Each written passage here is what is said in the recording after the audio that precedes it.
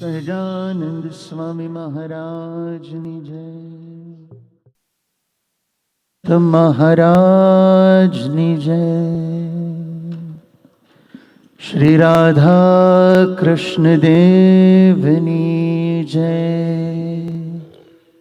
ગુરુ હરિ શાસ્ત્રીજી મહારાજની જય. गुरु हरि योगी जी महाराज नी जय. गुरु हरि हरि प्रसाद स्वामी महाराज नी जय जय जय. प्रगट गुरु हरि प्रबोध स्वामी महाराज नी जय जय जय.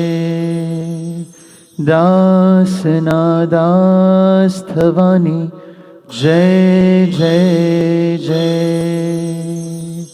आत्मीय समाजनी जय जय जय. हरि प्रबोधम परिवारनी जय जय जय.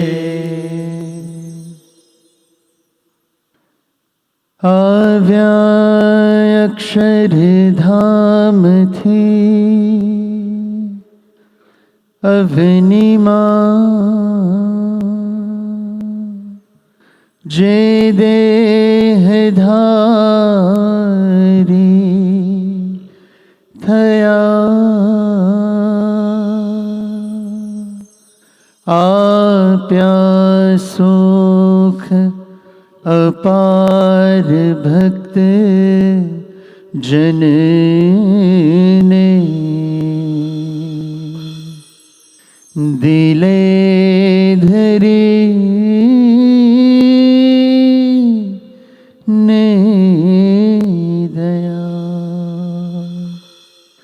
कीधा चारु चरित्र गान करवा जेणे करुणा કરી વંદો મંગલ મૂર્તિ ઓર ધરી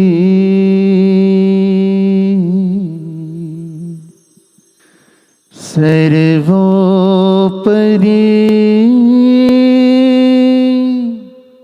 શ્રી હરિ સર્વોપરી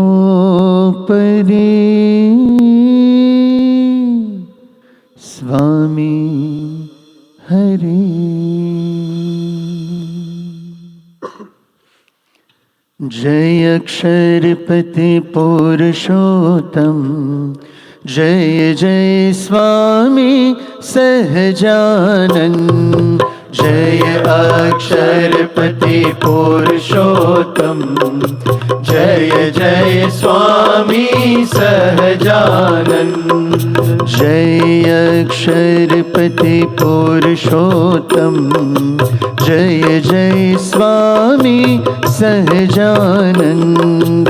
જય અક્ષરપતિ પુરુષોત્તમ જય જય સ્વામી સહજાનંદ. ઓ નારાયણ નટવર ઘનશ્યામ સ્વામી નારાયણ ભગવાન. નારાયણ નટવર ઘનશ્યામ સ્વામી નારાયણ ભગવાન. ઓ નારાયણ નટવર ઘનશ્યામ સ્વામી નારાયણ ભગવાન. નારાયણ નટવર ઘનશ્યામ સ્વામી નારાયણ ભગવાન.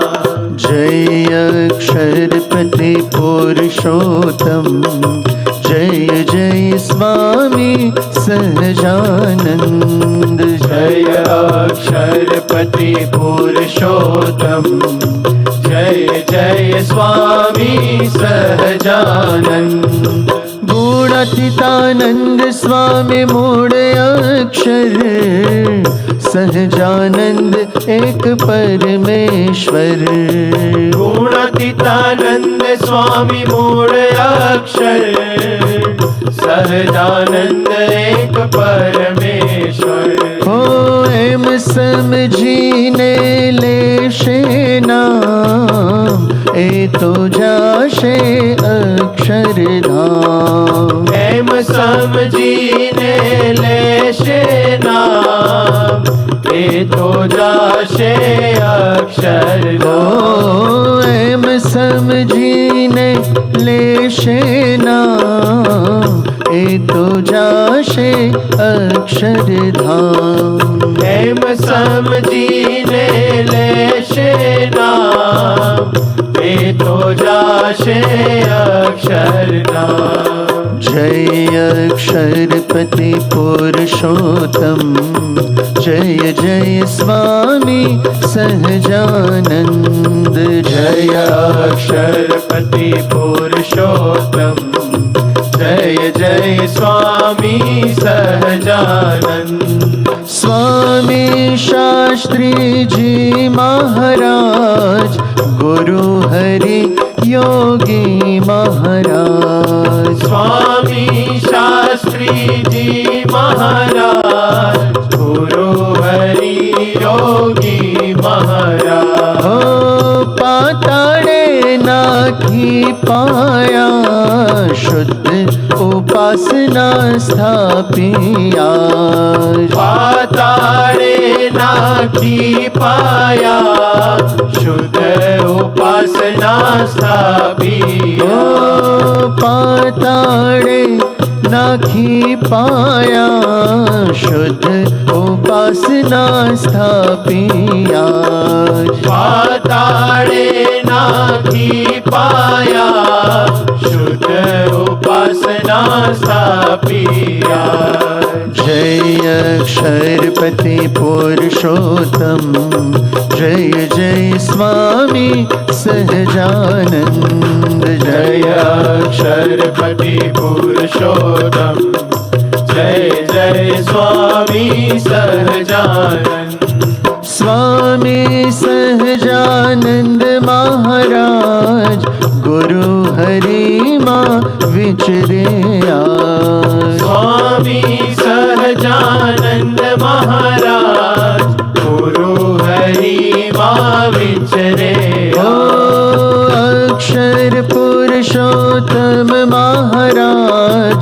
प्रबुद्ध स्वामी माँ विचरे आज अक्षर पुरुषोत्तम महाराज प्रबुद्ध स्वामी माँ विचरे मारा प्रबुद्ध स्वामी माँ विचरे आज अनेक जीवों ना कल्याण काज प्रबुद्ध स्वामी माँ विचरे आज अनेक जीवों ना कल्याण काज जय अक्षरपति पुरुषोत्तम जय जय स्वामी सहजानंद जय अक्षरपति पुरुषोत्तम जय जय स्वामी सहजानंद नारायण नटवर घनश्याम स्वामी नारायण भगवान नारायण नटवर घनश्याम स्वामी नारायण भगवान जय अक्षरपति पुरुषोत्तम जय जय स्वामी सहजानंद जय अक्षरपति पुरुषोत्तम जय जय स्वामी सहजानंद ओ जय जय स्वामी सहजानंद जय जय स्वामी सहजानंद जय जय स्वामी सहजानंद जय जय स्वामी सहजानंद सहजानंद स्वामी महाराज ની જય पधारो ने सहजानंद जी हो ગુના કરીને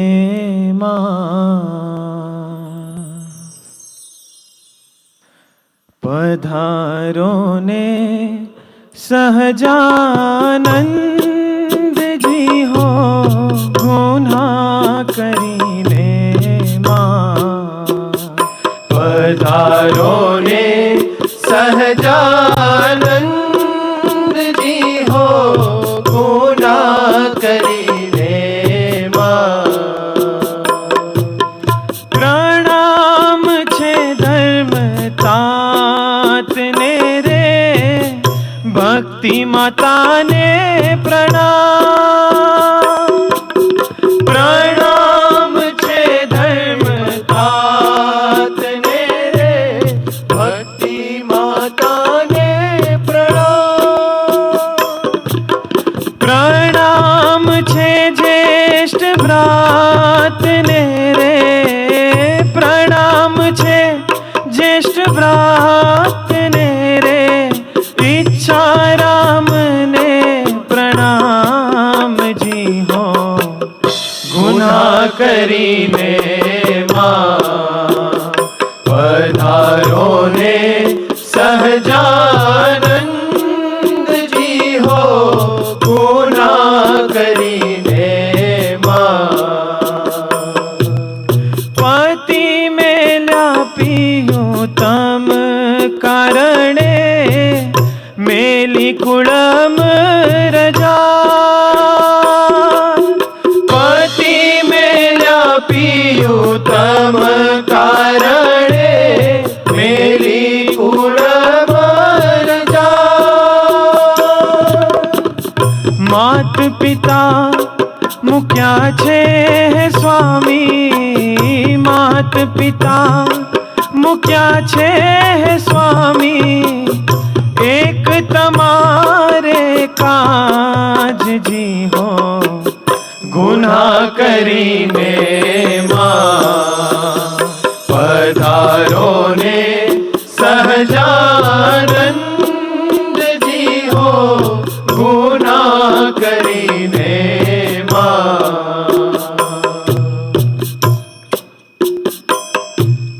ગરુડ તજીને પાળા પધાર્યા ગજ સારું મહારાજ ગરુડ તજીને પાળા પધાર્યા ગજ સારું મહારાજ એવી રીતે તમે આવો દયાળુ એવી રીતે તમે આવો દયાળુ કરવાય અમારા કાજજી હો ગુના કરીને પધારો ને સહજાનંદજી હો ગુના કરીને આમ જેવા તમને ઘણા પણ તમો અમારે આમ જેવા તમને ઘણા પણ તમો અમારે પ્રેમ સખી વિનંતી કરે છે પ્રેમ સખી વિનંતી કરે છે રાખો અમારી ટેકજી હો ગુના કરીને પધારો ને સહજાનંદજી હો ગુના કરીને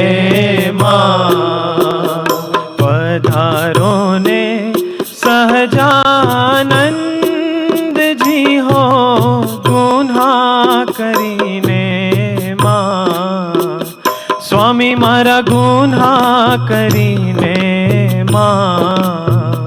હરિ મારા ગુના કરીને મારા ગુના કરીને માં સહજાનંદ સ્વામી મહારાજની જય. हरि महिमा तेरी क्या गाऊं, मन मोहक तेरी सूरत है. हरि महिमा तेरी क्या गाऊं, मन मोहक तेरी सूरत है.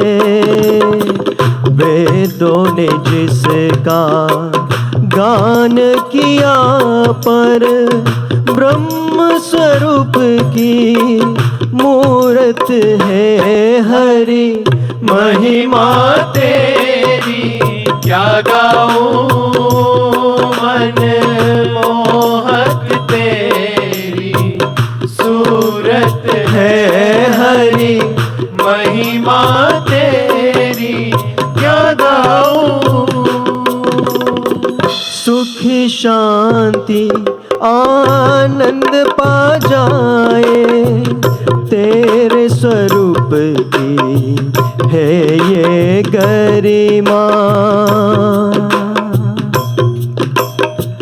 भावों शब्दों से है परे तू, कैसे मैं गाऊं तेरी महिमा. इस महिमा में गुलतान रहूं मैं, इस महिमा में गुलतान रहूं मैं. तेरे जीवन में जो खो जाऊं, हरि महिमा तेरी क्या गाऊं, मन मोहक तेरी सूरत है. हरि महिमा तेरी क्या गाऊं. मूरत देखे जो मन भावन, अंतर उसका होता पावन. खोया रहे गुण गान में तेरे, निश दिन हर पल अब मेरा मन. क्या इस रूप का वर्णन करूं मैं, क्या इस रूप का वर्णन करूं मैं. लफ्ज न कोई जो गा पाऊं, हरि महिमा तेरी क्या गाऊं, मन मोहक तेरी सूरत है. हरि महिमा तेरी क्या गाऊं. जीवन तेरा आत्मीयता है, करता हरता तू है भगवन. हर एक जीव का प्राणाधार तू, दासत्व फिर भी है सबसे गहन. क्षर अक्षर से है तू परे,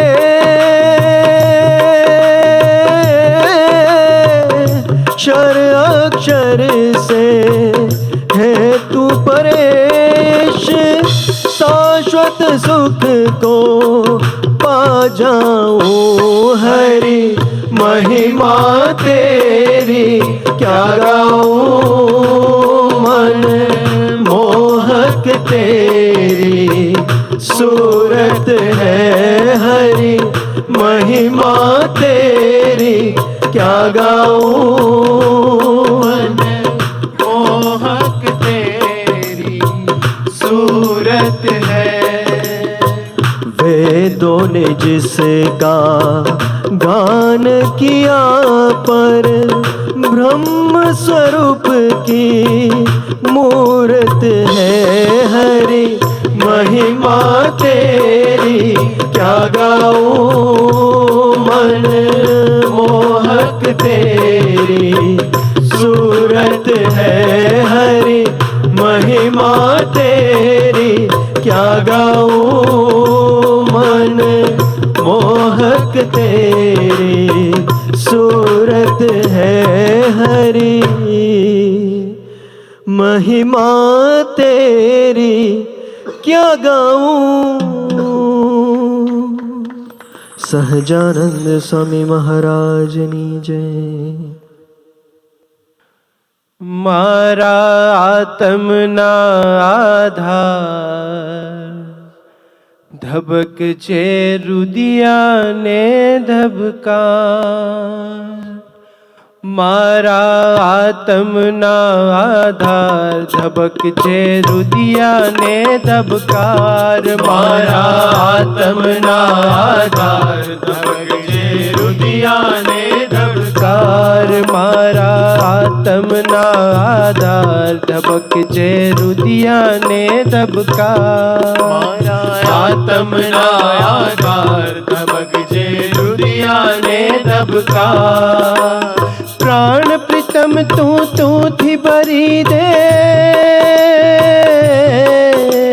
प्राण प्रीतम तू थी भरी मारा वाणी वर्तन विचार। मारा आत्मना आधार धबक छे रुदियाने धबकार। मारा आत्मना आधार धबक छे रुदियाने धबकार। તુજ મારો રામ ને કૃષ્ણ તું હરિ કૃષ્ણ જ મારો। સ્નેહ લગન એવી લગાડો થઈ રહું તમારો। મોટા નાના ભેદ ને તાળી મોટા નાના ભેદ ને તાળી રાખું તારો આધાર। મારા આત્મના આધાર ધબક છે રુદિયાને ધબકાર। મારા આત્મના આધાર ધબક છે રુદિયાને ધબકાર। પ્રાણ પ્રતિષ્ઠા તારી કરવી મારા રોમે રોમે। હા મારા રોમે રોમે પ્રાણ પ્રતિષ્ઠા તારી કરવી મારા રોમે રોમે। અહમ દર્પણ તોડી નાખો દેહ કેરી ભૂમે। હા દેહ કેરી ભૂમે। તારા નયન ને જોવા રાખું તારા નયન ને જોવા રાખું ખુલ્લા નયન દ્વાર। મારા આત્મના આધાર ધબક છે રુદિયાને ધબકાર। મારા આત્મના આધાર ધબક છે રુદિયાને ધબકાર। દિવ્ય તારા જન્મ ને કર્મ માનું ધર્મ એ મારો। લેણ વેણનો જાણીને મર્મ વિશ્વાસુ બનુ તારો।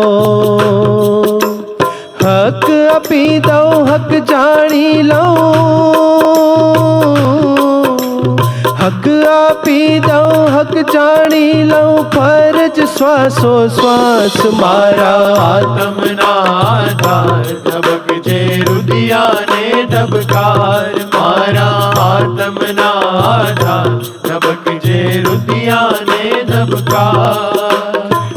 પ્રજ્ઞા પ્રજ્ઞાનો પાવો વાગે તારી ફૂંકે ફૂંકે હા તારી ફૂંકે ફૂંકે મૃત પ્રજ્ઞાનો પાવો વાગે તારી ફૂંકે ફૂંકે અહમમાંથી તમ થઈ જાય તારી હૂંફે હૂંફે હા તારી હૂંફે હૂંફે અભિન્ન હું તુંથી તોય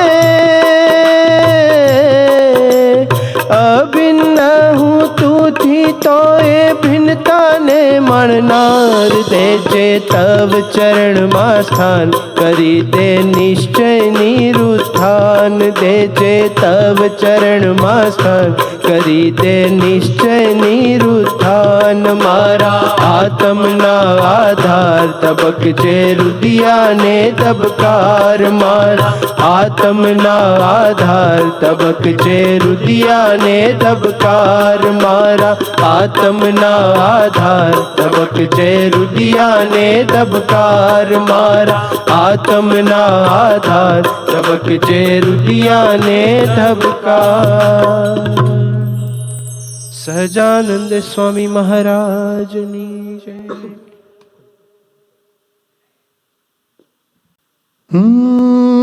બ્રહ્મ બનીને રહેવો તું સોંપિત સેવા કાજે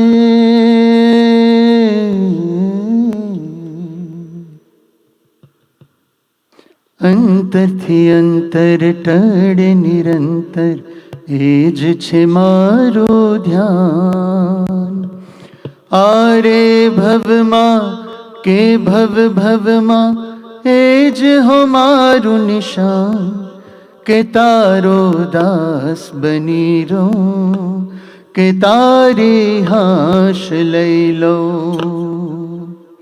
અંતરથી અંતર ટળે નિરંતર એ જ છે મારું ધ્યાન અંતરથી અંતર ટળે નિરંતર એ જ છે મારું ધ્યાન આરે ભવમાં કે ભવ ભવમાં એ જ હો મારું નિશાન કે તારો દાસ બની રહું કે તારી હાશ લઈ લો કે તારો દાસ બની રહું કે તારી હાશ લઈ લઉં બ્રહ્મ બનીને રહેવું તું સોંપિત સેવા કાજે બ્રહ્મ બનીને રહેવું તું સોંપિત સેવા કાજે તું જ કરે જેનો આરંભ સમગ્રથી તેમાં ભળાય તું જ કરે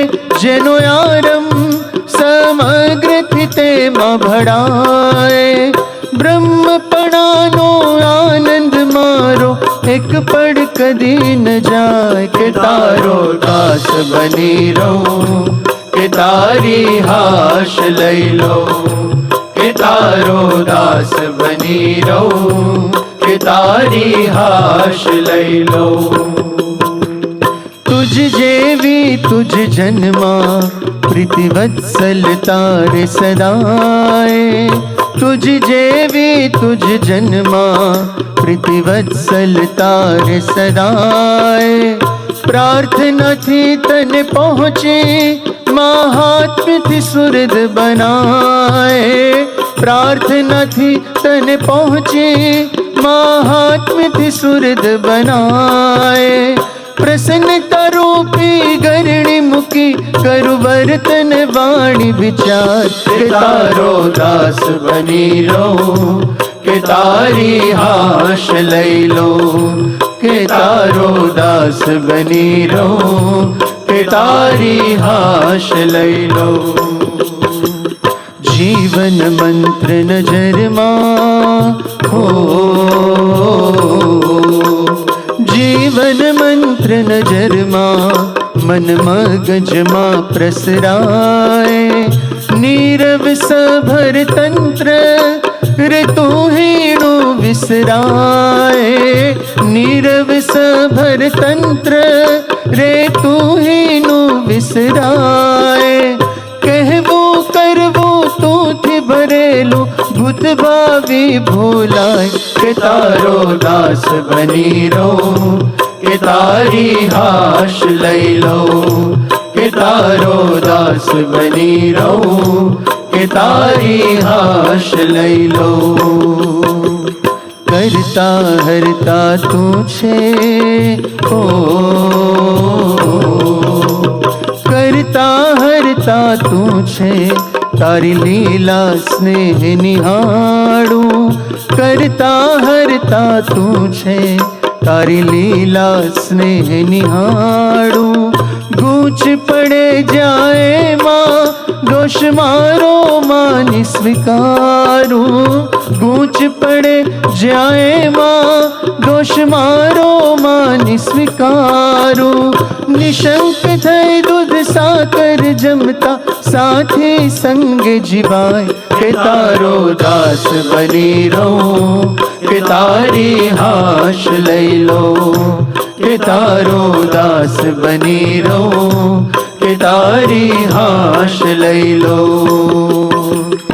अंतर थी अंतर टळे निरंतर एज छे मारू ध्यान अंतर थी अंतर टळे निरंतर एज छे मारू ध्यान आरे भवमा के भवमा एज हो मारू निशान के तारो दास बनी रहूं के तारी हाश लई लो के तारो दास बनी रहूं के तारी हाश लई लो के तारो दास बनी रहूं के तारी हाश लई लो हरि तारो दास बनी रहूं के तारी हाश लई लो हरि तारो दास बनी रहूं के तारी हाश लई लो સહજાનંદ સ્વામી મહારાજ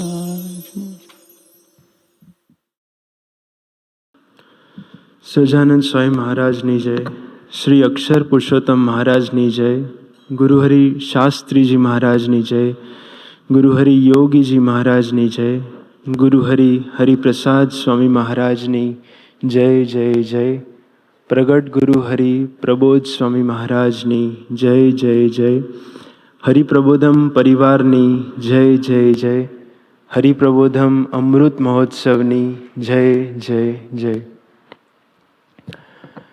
2025ના વર્ષના પહેલા મહિનાની છેલ્લી સભા. ઘણા બધા આપણામાંથી ઇન્ડિયાથી પાછા આવ્યા હશે.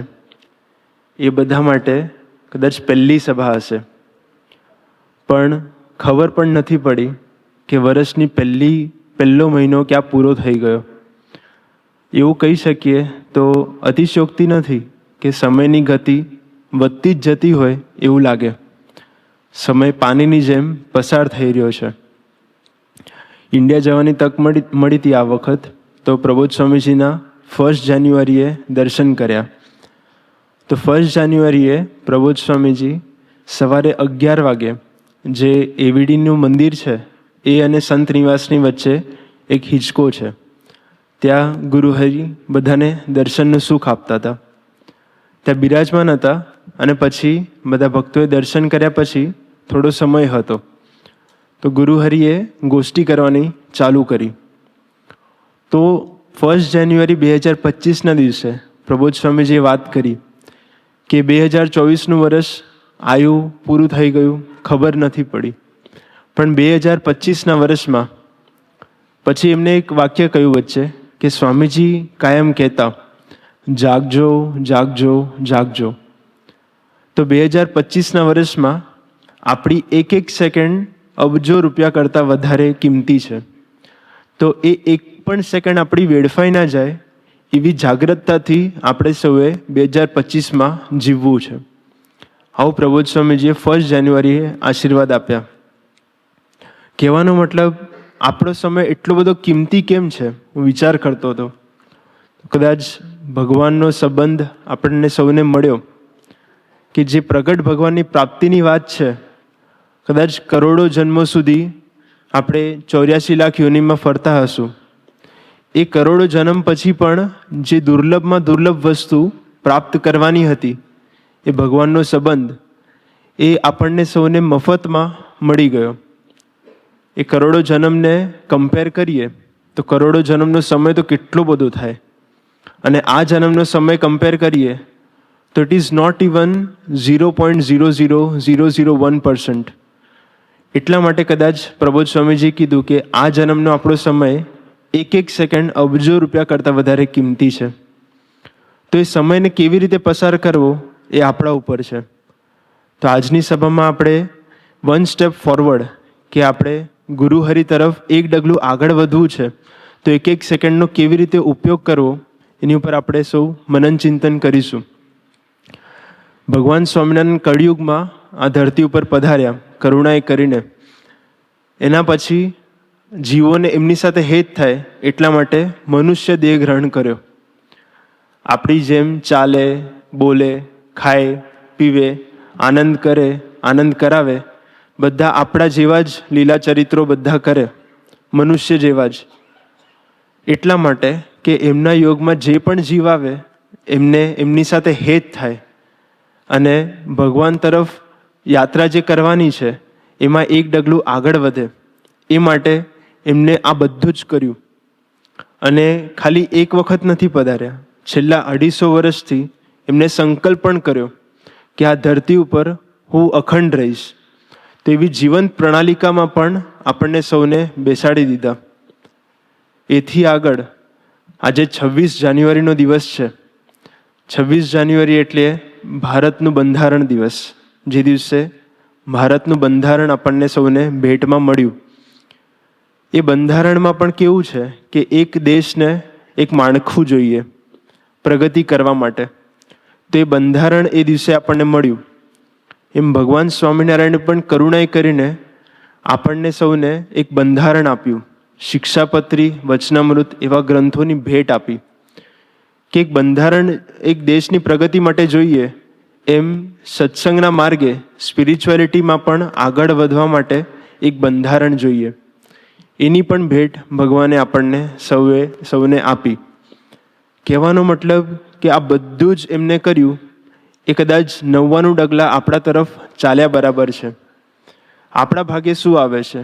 તો કદાચ એક ડગલું ચાલવા માટેની સુરુચિ રાખીએ તો પણ ભગવાન રાજી થાય. યોગીજી મહારાજની બોધકથામાં એક સરસ બોધકથા વાંચી હતી. એક કલ્પવૃક્ષ હતું.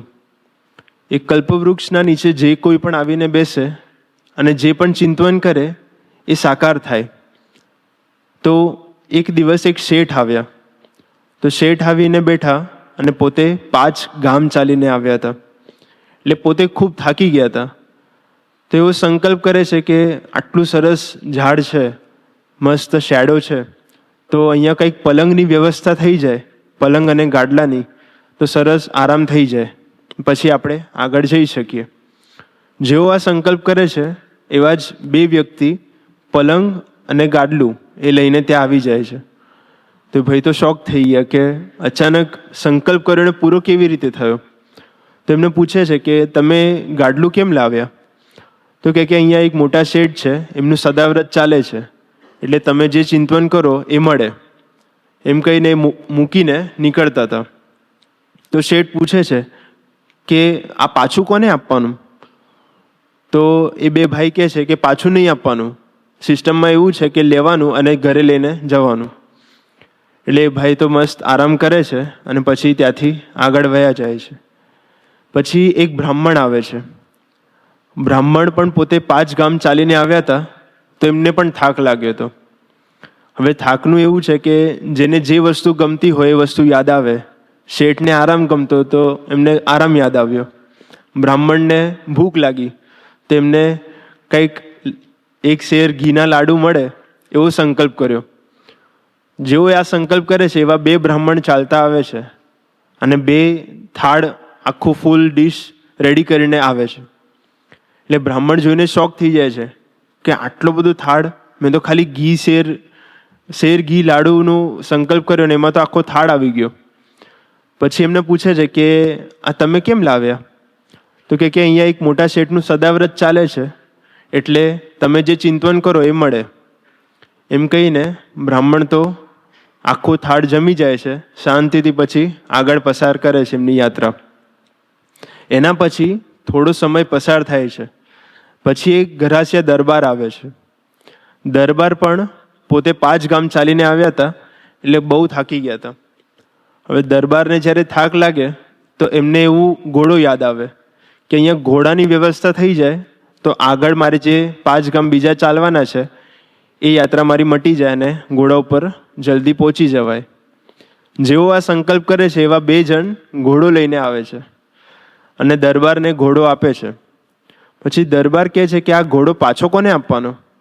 તો કે અહીંયા સદાવ્રત ચાલે છે, ઘોડો પાછો આપવાની સિસ્ટમ નથી, તમે જે ચિંતન કરો એ મળે. દરબાર પોતે ઘોડો પર બેસે છે અને આગળ નીકળી જાય છે. છેલ્લે એક સુથાર આવે છે. સુથાર પણ પોતે 5 ગામ ચાલીને આવ્યા હતા અને થાકી ગયા હતા. થાક લાગે એટલે સુથારને એવું યાદ આવે છે કે હજી તો ઘરે જઈને ઘર બનાવવાનું છે અને જે ઘરમાં લાકડું જોઈએ છે એ તો હજી મળ્યું જ નથી, તો એના જ વિચારોમાં હોય છે. ઝાડના નીચે બેસે છે તો એવું વિચારે છે કે આટલું સરસ ઝાડ છે, આમાં એક એવી બ્રાન્ચ મળી જાય કે મારા લાકડાની વ્યવસ્થા થઈ જાય તો કેટલું સારું. જેવો આ સંકલ્પ કરે છે એવું બરાબર એમના માથાની ઉપર 20 ફૂટ લાંબી એક બ્રાન્ચ દેખાય છે, જેની અંદર એક પણ ડાઘ નહીં, એક પણ ખાડો નહીં, એવી બ્રાન્ચ હોય છે. એવો સંકલ્પ કરે છે અને તરત એ બ્રાન્ચ દેખાય છે. પછી આગળ વિચાર કરે છે કે બ્રાન્ચ તો દેખાઈ ગઈ, પણ આને કાપવા માટે કુલ્હાડી તો છે નહીં, તો એની વ્યવસ્થા કેવી રીતે કરું? જેવો આ સંકલ્પ કરે છે તેવો એના માથા ઉપર એક કુલ્હાડી દેખાય છે. પછી વિચાર કરે છે કે કુલ્હાડી તો એક્ઝેક્ટ મારા માથાની ઉપર છે, કદાચ લૂઝ થઈ અને પડે તો મારા ગળા ઉપર પડે, અને ગળા ઉપર પડે તો મારા 2 ટુકડા થઈ જાય. જેવો આ સંકલ્પ કરે છે એવી કુલ્હાડી સીધા એના ગળા ઉપર પડે છે અને 2 ટુકડા થઈ જાય છે.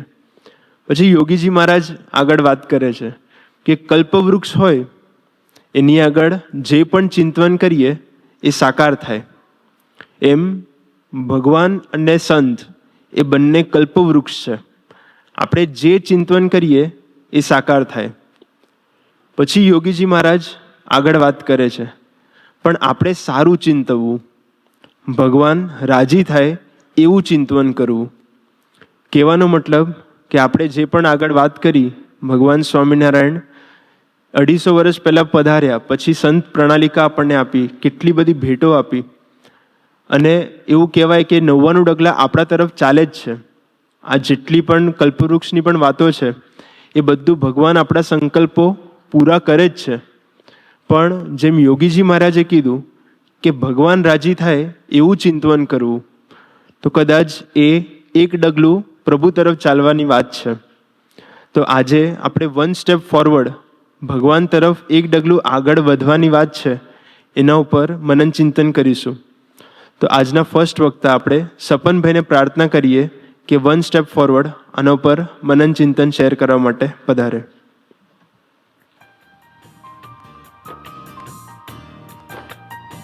સજાનંદ સ્વામી મહારાજની જય, અક્ષર પુરુષોત્તમ મહારાજની જય, શાસ્ત્રીજી મહારાજની જય, યોગીજી મહારાજની જય, ગુરુ હરિપ્રસાદ સ્વામી મહારાજની જય જય જય, પ્રગટ ગુરુ હરિપ્રબોધ સ્વામી મહારાજની જય જય જય, હરિપ્રબોધમ પરિવારની જય જય જય, દાસના દાસ થવાની જય જય જય. The journey of a lifetime starts with small steps, taking us 1 step closer to our destination. In the summer of 1992, Swamiji came here to the US on Vichran. And it was at that time that I lived in a town called Elmwood Park. It's 20 minutes east from here. And at that time, Jayant Uncle also lived in Elmwood Park. Now, Swamiji was here on Vichran looking for families to get in contact with. So Jayant Uncle was in this seva of looking for families. Now, this was a time before Google and the internet was very popular. And so Jayant Uncle picked up Yellow Pages. Does anyone know what Yellow Pages are? It's probably very hard to find today. Maybe you can see it in a library. The Yellow Pages is a book. It's yellow. It contains phone numbers to businesses and other buildings that you want to get in contact. We don't really use that today, but it was very popular back then. In that book, it also contained phone numbers of people who live in the town.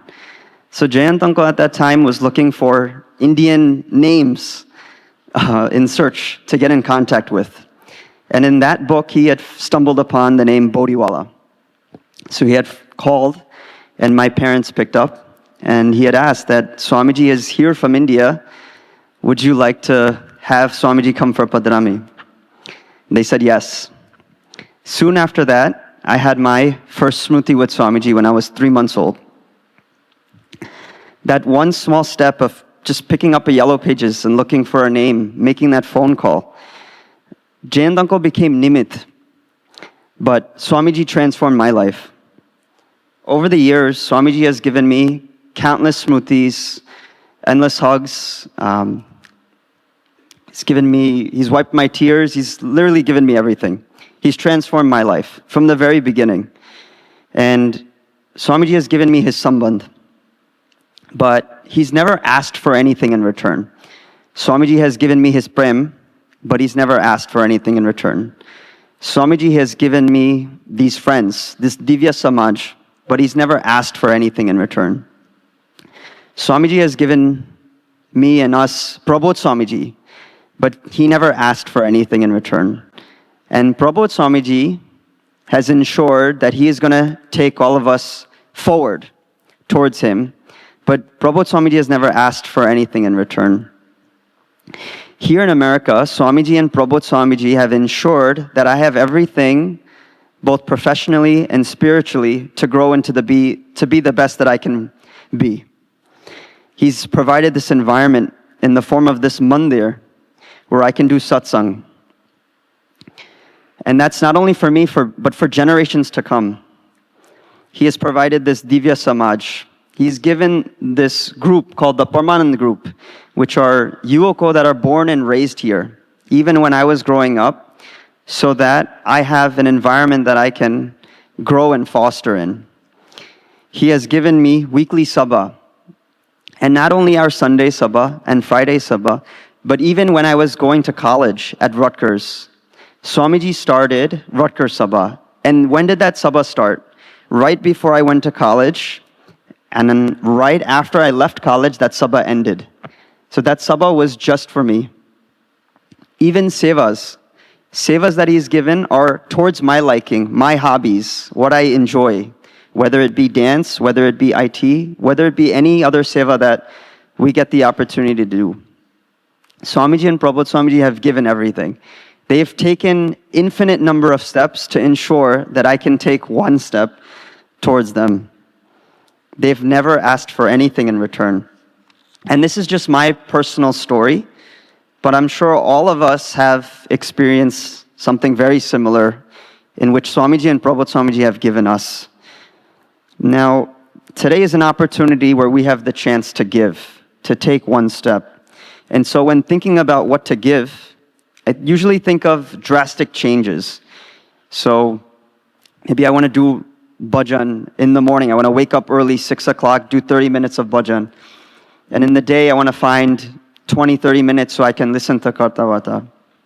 And at night, I want to do 30 minutes of vanchan. Now, these are similar to New Year's resolutions if I'm not doing them.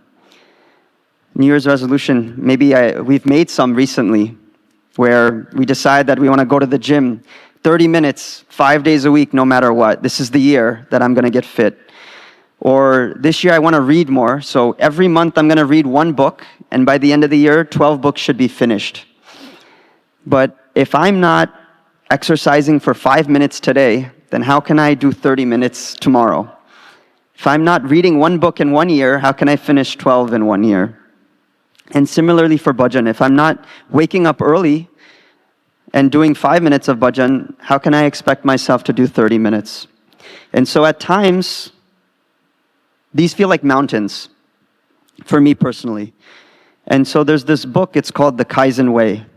And so in that book, there's a patient who comes to a medical center and they have some high blood pressure. And the patient is divorced, they have 2 kids, they're a little depressed, overweight, actually 30 pounds overweight, and they're barely holding on to their job. And so the doctors were very concerned with the patient's health. And so the problem is that this patient was advised that you need to exercise, but they're not able to commit to that time. They feel very guilty, and this is an endless cycle for them. They can't snap out of it. So this Kaizen way is described as taking small steps, continuous improvements in achieving our goal.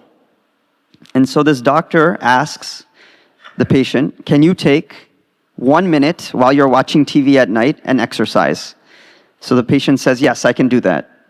And after 1 minute, after 1 week, the patient comes back and says, I did it. And the patient becomes very enthusiastic and happy because they were able to achieve what the doctor had said. And so that 1 minute became 2 minutes, and that 2 minutes became 4 and 8, and it got to the point where the patient was in a full exercise routine, and it transformed their life. Now, in my day-to-day, I wake up, get ready, do puja, and I eat, go to work, eat lunch, go to work, spend some time at home with the family, and then free time, and then sleep. Now, in that day, are there little opportunities for me to take towards Guru Hari? And so, small step 1 started on the first day of this past year's SYS, 2024, where June 21st, I got an opportunity to go on stage and have a smruti with Prabodh Swamiji. And at that time, it was one day, if I go one day before, Prabodh Swamiji was at Prakash Bhai's house, and I got a chance to go there. So Prabodh Swamiji was speaking on Hu Mati Tu, and he had shared some steps on that. And so with that was very fresh in my mind. So when I went to the stage, I had made a pratna to Prabodh Swamiji, okay? Hu Mati Tu Mane Lai Jao. So Prabodh Swamiji instantly answered this pratna with 3 words. He said, Tu Yad Rakche.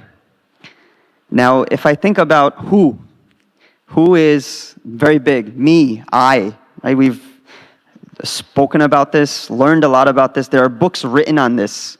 Ego is the enemy. There's many books that talk about how to eliminate yourself, your identity, your ego. But Prabodh Swamiji has the knowledge of infinite Brahmans. And that's why he was able to answer this pratna with just 3 words. Tu yad rakche. Tu yad rakche edlesu. That if I remember him, that he will take care of everything. Emna barthi jivanuche. So when should I remember him? Is it when I wake up? Is it when I do puja? Is it when I come to mandir?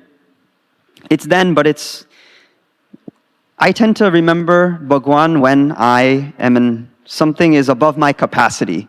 When I'm not able to control my situation, that's when I turn to Bhagwan. When Kishanji, if you look at his life, it shows something completely different. Back when Kishanji was working years ago, he was in his office in New York City. And he had meetings all day, so it was very busy. He didn't get a chance to eat. So when he got a small opportunity, he went into the pantry looking for a snack. And so he picked up an energy bar, and he was looking at the packet of it and looking for the ingredients to see if this is edible or not. And so there were no ingredients on the packet. So in that moment, what did he do? He starts to do bhajan. And he starts to do bhajan so that Bhagwan maybe give him some inspiration of whether he should eat that snack or not. So as he's doing bhajan, someone walking by bumps into him, and the energy bar falls on the ground. So Kishanji ne thayu ke aje a nahi khawanu. Now, if I look at me in that situation, there's a very, very small thing in our day. If I look at myself in that situation, see the packet, I could very quickly make a decision that, all right, ingredients are there or not. I either decide I'm going to eat this or I'm not. Let's move on to the next one. In our day to day, it's very easy to just go with these thoughts based on our experiences, based on our knowledge, based on whatever we know or I know. I rely on those strengths and make a decision, even in tasks that are trivial, because emasu. But in the smallest mundane tasks, in the smallest trivial tasks, Kishanji relies on Bhagwan's strength. If we look at small kids, even in things where they know how to do, let's say put on a jacket or put their shoes on, they still ask for help, even though they know how to do it. And that's Bulku Avastha. Maybe a little different, but it's in that state that we want to, or I want to take a step in. That I may know how to do this. I may know how to take one chamti of cereal and put it in my mouth, but it's in that moment that I want to remember that you are giving me the strength. Now, if we look at Prabhupada Swamiji's life, we've seen that he often says, "Hey, Hari Hari." And that is whether he's walking, whether he's eating, whether he's speaking to Bhakto. And there's this one instance where Prabhupada Swamiji was in Canada, and he was going to travel to West Canada. So, ek Hari Bhagat te Prabhupada Swamiji ne asked him that, when will you be coming back here? તો ત્યારે પ્રબોધ સ્વામીજીએ કીધું કે અહીંયાથી આ દાદર નીચે ચલાય, I'll just say it in English. If I can go down these steps or not, that is according to Swamiji's marji. So how can I tell when I'll be back here? So we see that from Prabodh Swamiji's life, that he could have very easily asked a sevak or someone who knows the schedule that, this is when I'm coming back. I can give you this date or this time. But Prabodh Swamiji, each and every moment, he believes that it's not without Swamiji's marji. Now, if I look at my day-to-day, as mentioning, when I'm eating cereal, when I'm starting work, opening the laptop, putting the password in, these things just happen so naturally because it's ingrained. There's so much experience, so much buddhi, so much knowledge that we don't think twice. And so we look at Prabodh Swamiji's life. He doesn't even forget Swamiji when he takes a step. Now, if I look at another aspect of life, daily life, it's communication or Vani. Vani is used to speak with one another, whether it be our family, our friends, Hari Bhakto, co-workers, our boss. Now, Swamiji has said that to increase our dasvatva, we need to not fail with Vani. If we look at those scales, they're quite different, but there's a nice bridge there. Swamiji has also said that every second, every step, at home or outside, whoever we are speaking with, walking with, Vani miti rakwani, apeksha na rahe, jaan panu vat na thai, sahaj thati vato thai, sahaj thati chalai, mathe parine jivai, tyare lene hu, I'm absolutely zero before the Supreme. All of this can be achieved with Vani. Now, when I think of Vani, I think of not getting into an argument or making sure my bhav is right or using the right words when I speak. But there's another such aspect of Vani, which is being present and not cutting others off. Something I tend to do very often. There are many Hari Bhakto that I interact with, such as Anand Bhai, Kishanji, Smaran Bhai, Shadu Shiv Bhai. All of these Hari Bhakta, when you interact with them, you'll notice that when you speak with them, they let you vomit all your thoughts out. They let you get everything out as you're speaking. Share everything that you want to talk about, whether it be your problems or your idea, and they fully listen with 100% attention. There was an instance where Swamiji was present, and there was a Hari Bhagat who had come up to Swamiji saying that there's a Samayo that's going to happen. And this Samayo's date is this, and these many Bhakta are going there, and this is what's going to happen. So Swamiji happily listens. Then about 20-30 minutes later, another Hari Bhagat comes and he also starts speaking about this Samayo, providing the same details that, this is the Samayo's date, this is what's happening, these many Bhakto are attending. So Swamiji happily listened to every detail. Right after that, someone asked Swamiji that, why didn't you stop him? Swamiji, you already know all the details, someone already told you these, so why did you listen to him? તો ત્યારે Swamiji says કે કોઈ વ્યક્તિ ઉમંગથી વાત કરતી હોય અને આપણે વચ્ચેથી કાપી દઈએ તો એ આપણા સુરતભાવની કચાશ છે. That just by cutting someone off in the middle of a conversation, that's our kachas of Surat Bhav. વચ્ચેથી કાપી દે એટલે શું? Not being present in a conversation. When someone is speaking to me, and if my thoughts are in my work or in some other world, then that's my kachas in my vani.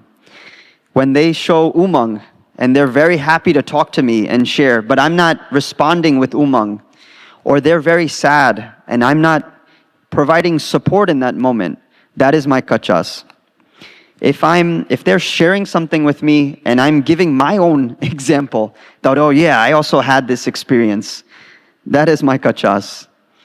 That when someone is sharing a story and I was present with them and they say the detail incorrectly, no, actually it was on this day, or no, it was at actually this person's house, that is my kachas. Finishing the sentence, if I know that this person, what they're saying, and I start to say what they're going to say, that is my kachas. It's all these instances that I'm cutting bhakta off. And that's my lack of mahima of that individual. And if it were Swamiji or Prabodh Swamiji speaking to me or sharing, would I be doing this? Would I be thinking about something else? Would I be cutting Swamiji or Prabodh Swamiji off as they're speaking? The answer is no. There's an instance where Prabodh Swamiji in London was asking a question.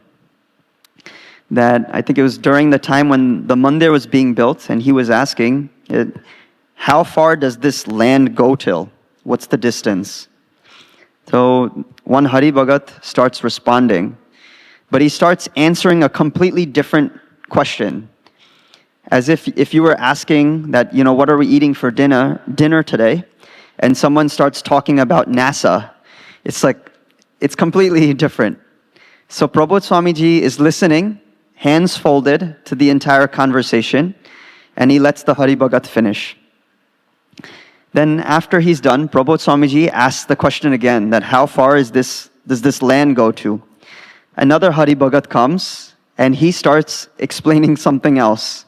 Again, if the question is about dinner, and that person starts talking about cricket. So Prabodh Swamiji very patiently sits there, and he folds his hands and he listens.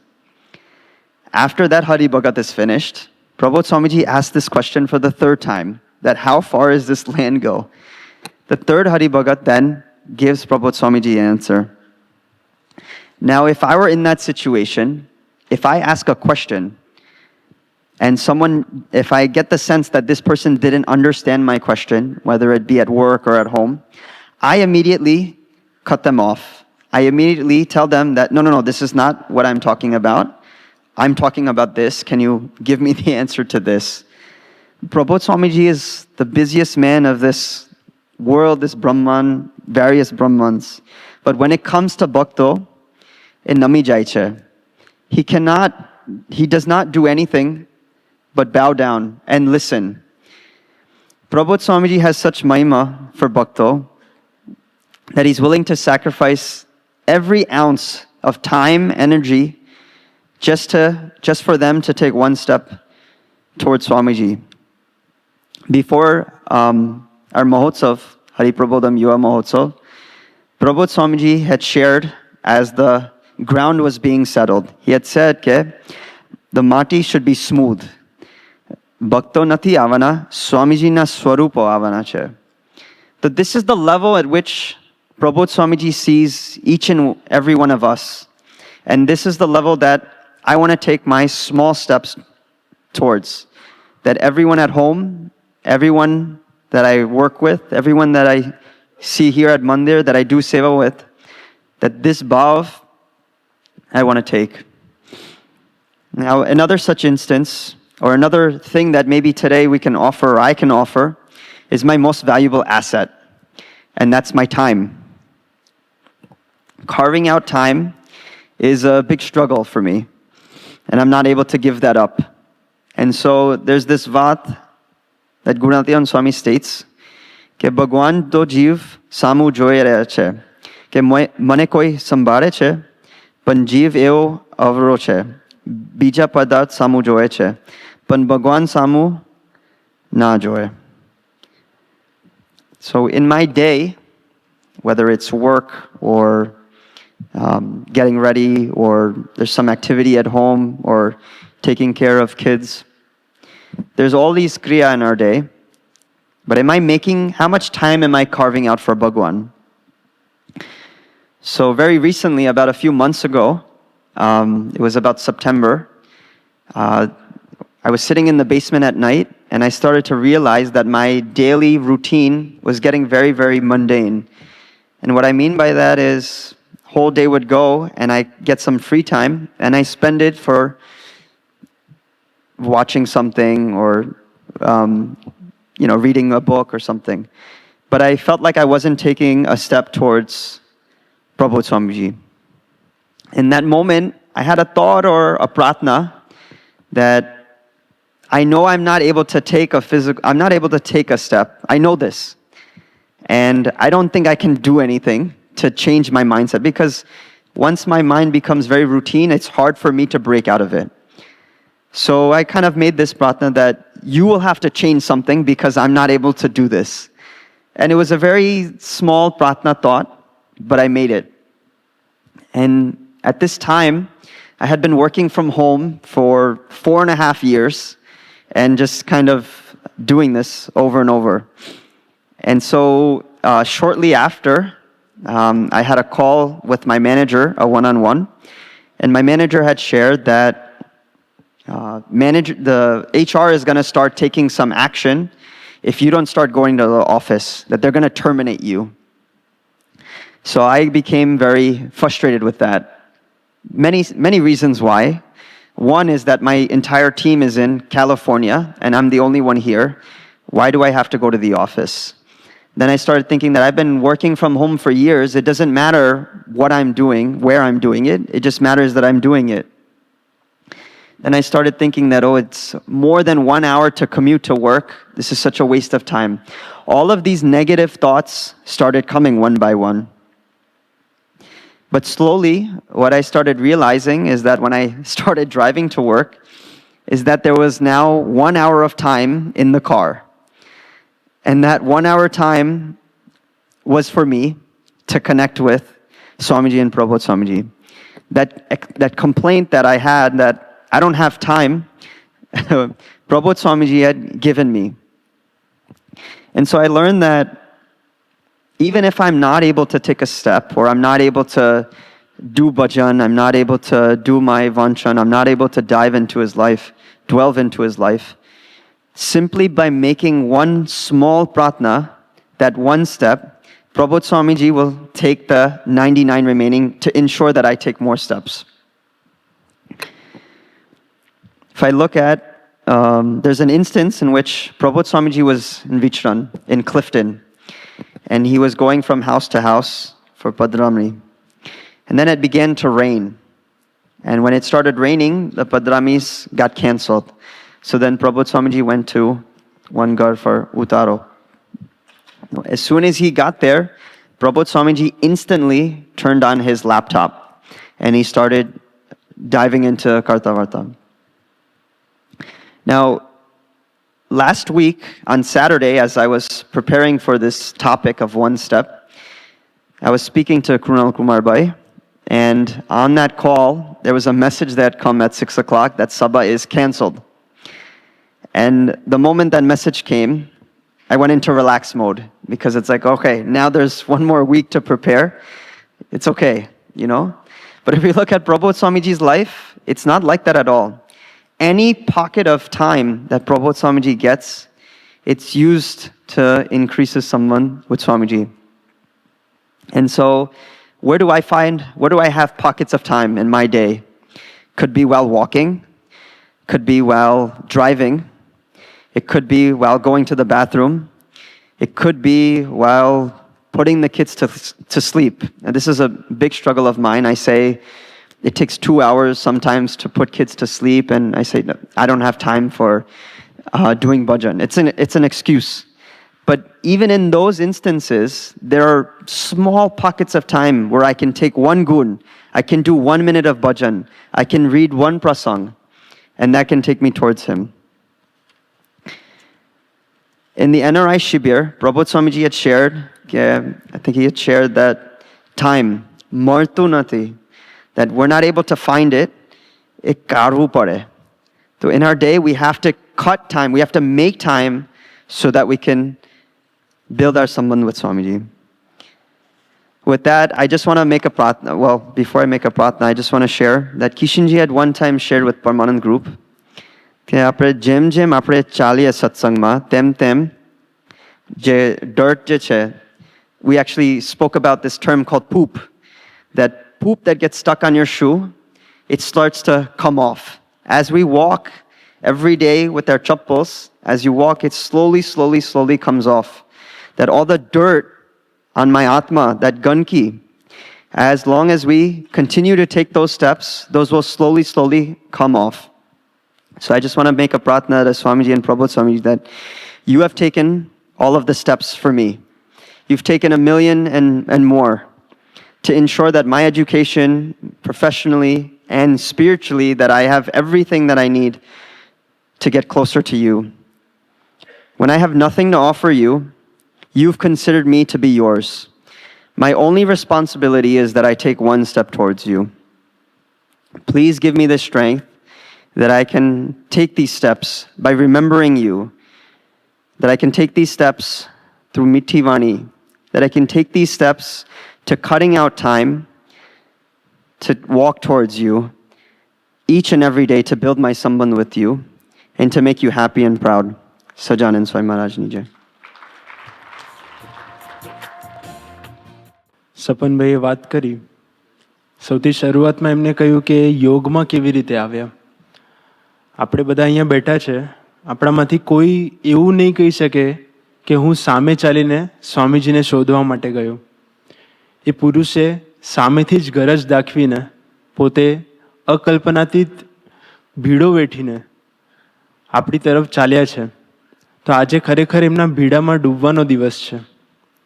એક સ્મૃતિ રમેશ અંકલે થોડા time પહેલાં share કરી હતી, એ share કરું. એ પોતે સ્વામીજી જ્યારે વર્ષો પહેલાં US પધાર્યા 1985માં, ત્યારથી એ સેવામાં છે. આઈ થિંક એની પણ પહેલાં જ્યારે ઇન્ડિયામાં હતા ત્યારથી એ યોગમાં છે. અને સ્વામીજી જ્યારે ફર્સ્ટ ટાઈમ પધાર્યા USA 1985માં, ત્યારે એમના ઘરે પધાર્યા ત્યારે હ્યુસ્ટન રહેતા હતા. અને 1987માં જ્યારે પધાર્યા ત્યારે પોતે ડલાસમાં રહેતા હતા. એમને સ્મૃતિ શેર કરતાં કહ્યું કે સ્વામીજી 1987થી એમના ઘરે પધારતા ત્યારે એમનું ઘર કેવું હતું, નીચે સ્ટોર, ઉપર એક અપાર્ટમેન્ટ, અને અપાર્ટમેન્ટ એટલું નાનું કે એક જ બાથરૂમ, અને એક જ બાથરૂમે સ્વામીજી પોતે અને 12થી 14 સેવકો, સંતોને સેવકોને લઈને પધારતા, અને બધા એક જ બાથરૂમે રહેતા. વિચાર કરવા જઈએ, અત્યારે 15-16 જણ પણ એક ઘરે રહેતા હોય તો પણ 7 બાથરૂમ ઓછા પડે, કે એક જણ નીકળે ત્યારે બીજાનો નંબર લાગે. ત્યારે સ્વામીજી એક બાથરૂમે 12થી 14 સેવકો સાથે રહેતા. અને 1 વર્ષ નહીં, 2 વર્ષ નહીં, સ્વામીજી 1987થી લઈને 2000 સુધી 14 years કન્ટિન્યુઅસ એમના ઘરે પધાર્યા.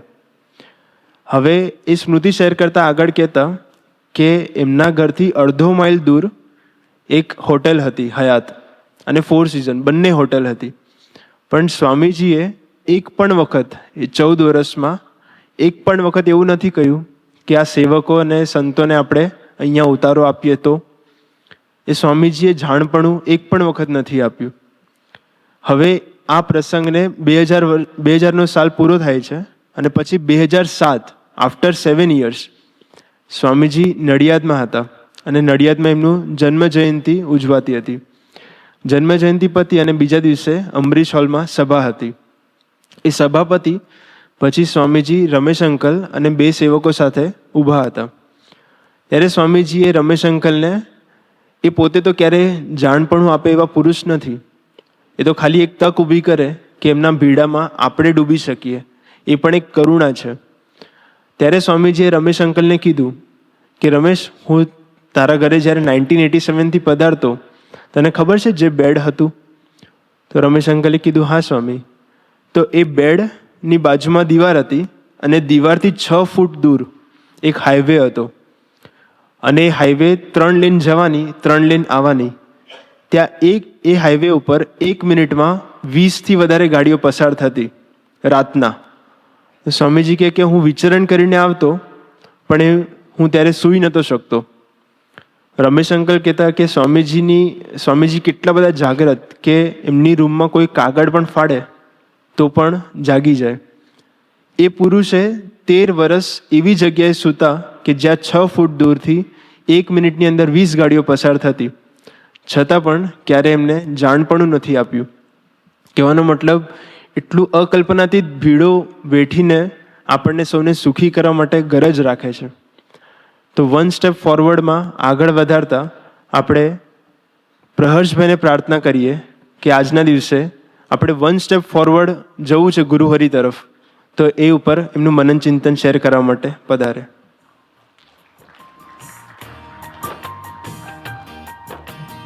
સહજાનંદ સ્વામી મહારાજની જય,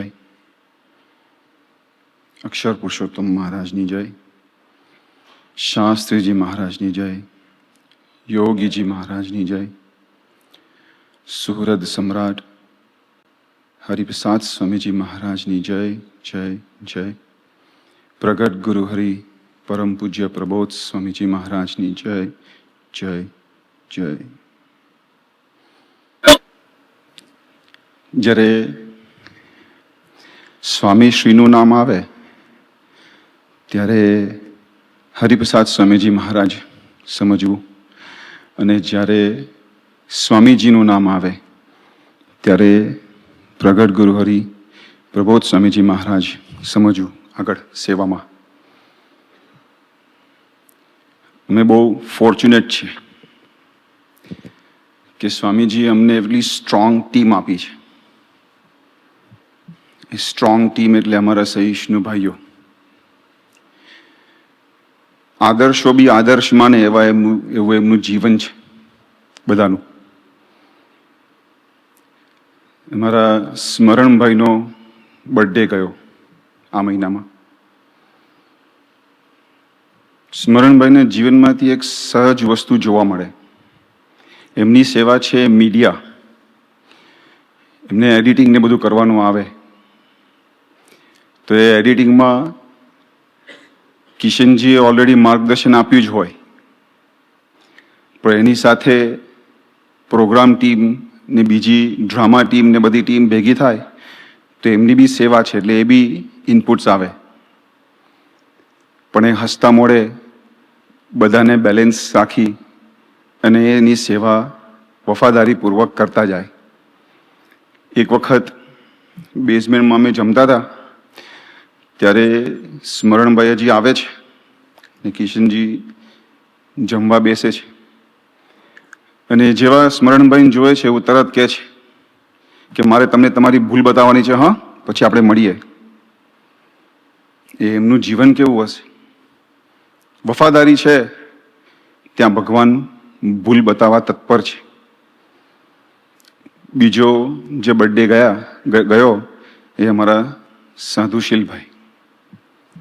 સાધુશીલભાઈના જીવનમાં એક વસ્તુ સહજ જોવા મળે. પ્રભુદાસભાઈ 1 સેકન્ડ લેટ આવે તો યોગીજી મહારાજ ખકડાવી દે. એવું આજ્ઞામાં આગુ પાછું થાય એટલે કિશનજી સહજ અધિકાર કરી શકે એવી એમની સરળતા છે. એટલા માટે એ આદર્શોના બી આદર્શ છે, કારણ કે જલ્દીથી ભગવાન કે ભગવતી કોઈના પર અધિકાર ના કરે. એ મારા જીવનમાં એવી કોઈ ગરજ કે સરળતા હોય ને ત્યારે ભગવાન કે ભગવતીને સહજ મન થાય કે હું અધિકાર કરું. એટલે સેવાને આગળ વધાવતા વન સ્ટેપ ફોરવર્ડ ટુવર્ડ્સ ગુરુ હરિ સ્વામીજી. સ્વામીજીને સેવા શબ્દ બહુ ગમે. તો એ સેવા શબ્દ આવ્યો ક્યાંથી? તો કે સંસ્કૃતમાં એક વર્ડ છે, એનું નામ, એ વર્ડ છે સેવ. એનો મિનિંગ શું? તો કે ટુ સર્વ, સેલ્ફલેસ સર્વિસ એટલે સેવ. ઋગ્વેદમાં એવું કહેવાય છે કે પરોપકારાય ફલંતી વૃક્ષ. એટલે શું? તો કે ઝાડ ઉપર જે વૃક્ષ છે એ બધા માટે છે. અને એટલે જેવું કહેવાય છે કે service unto humanity is service unto God. તો એવું કેમ કહેવાય છે? કારણ કે ભગવાનનો જ્યારે સંબંધ થાય છે ત્યારે જેમ ભગવાન દિવ્ય હોય છે એમ ભક્ત બી દિવ્ય બને છે. એટલે ભગવાનની જે ભાવથી સેવા કરવાની હોય એ જ ભાવથી ભક્તોની બી સેવા કરવાની હોય. તો આપણે વિચાર કરીએ તો કે સેવા શા માટે? તો કે આપણે હમણાં વાત કરીએ એમ, પણ ગુણાતીતાનંદ સ્વામી એવું કહે છે, જ્યારે રામ ભંડેરીને પ્રશ્ન પૂછે છે કે આટલા બધા સેવકો હોવા છતાં બી સ્વામી તમે ગૌશાળામાં તમે કેમ એકલા સેવા કરો છો? ત્યારે ગુણાતીતાનંદ સ્વામી એવું કહે છે કે મારે મારા આત્માને સુખી કરવાની ગરજ રાખવાની છે, મારે પ્રભુને રાજી કરવાની ગરજ રાખવી છે, એ મારે રાખવાની છે, એટલા માટે હું સેવા કરું છું. આપણે જે સેવા કરીએ છીએ એ આપણા આત્માને સુખી કરવા માટે સેવા કરવાની છે. તો એ સેવા 4 ટાઈપની છે: તન, મન, ધન અને આત્માથી 4 ટાઈપની સેવા થાય. તો હવે વચનામૃત 5માં બી કહ્યું છે કે સેવાએ કરીને મોટા પુરુષના અંતરનો રાજીપો મળી જાય છે ને કામાદિક દોષોની પૂર્ણાહુતિ થાય છે.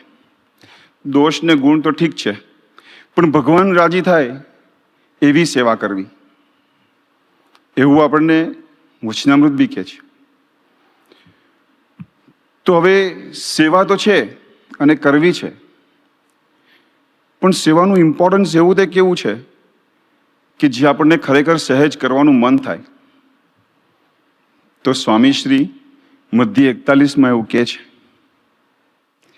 કે સેવા મારી રિસ્પોન્સિબિલિટી નથી, સેવા મારી ફરજ નથી, સેવા મારો અંતિમ ધ્યેય છે, સેવા મારો પ્રાણ છે, સેવા મારી પ્રભુ સાથેની સંબંધ બાંધવાની એક અનુપમ તક છે.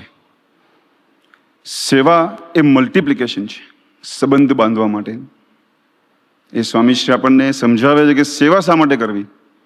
તો સેવા આના માટે કરવી.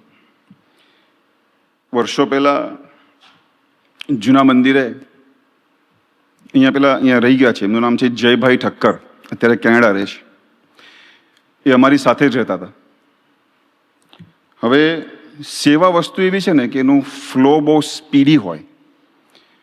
બધી જ સેવાને અલાઇન કરો એટલે એક મોટી સેવા ભેગી થાય, અને એવરી ડિપાર્ટમેન્ટ્સ બધા એક સાથે રન કરે ત્યારે એક સમયો કે એક ફંક્શન પૂરો થાય. એટલે એ સ્પીડી હોય, એમાં એક સેકન્ડ ઇમ્પોર્ટન્ટ હોય. તો પ્રસંગોને બધું તો બનતું રહે એટલે એને બહુ પ્રશ્ન નથી. પણ જયભાઈ ઠક્કર, હું બેઠો હતો, મારો કમર દુખતી હતી બહુ, એટલે હું સાઈડમાં દિવાલને અડીને બેઠો હતો, હું જોયા કરતો હતો. તો હરિભગત 1, 2 અને 3 એ ત્રણેય બી સેવામાં એટલા બિઝી હતા ને એટલી સ્પીડી રીતે આગળ પાછળની બધું સેટઅપ કરવાનું હતું. તો એક પાર્ટ છે એ જૂના મંદિરે જીમમાંથી હોલમાં લઈ આવવાની હતી. તો એ હરિભગત 1એ કીધું કે ઓ જય, પેલી પાર્ટ છે ત્યાંથી લઈ આવ. એટલે લઈ આવ્યા પાર્ટ, 2-3 જણને લઈને. તો કે અહીંયા મૂકી દે, એમને મૂકી દીધી. પછી હરિભગત 2 આવ્યા, અહીંયા કેમ મૂકી છે? અહીંયા નહીં, ત્યાં મૂકો. તો ત્યાં મૂકી દીધી.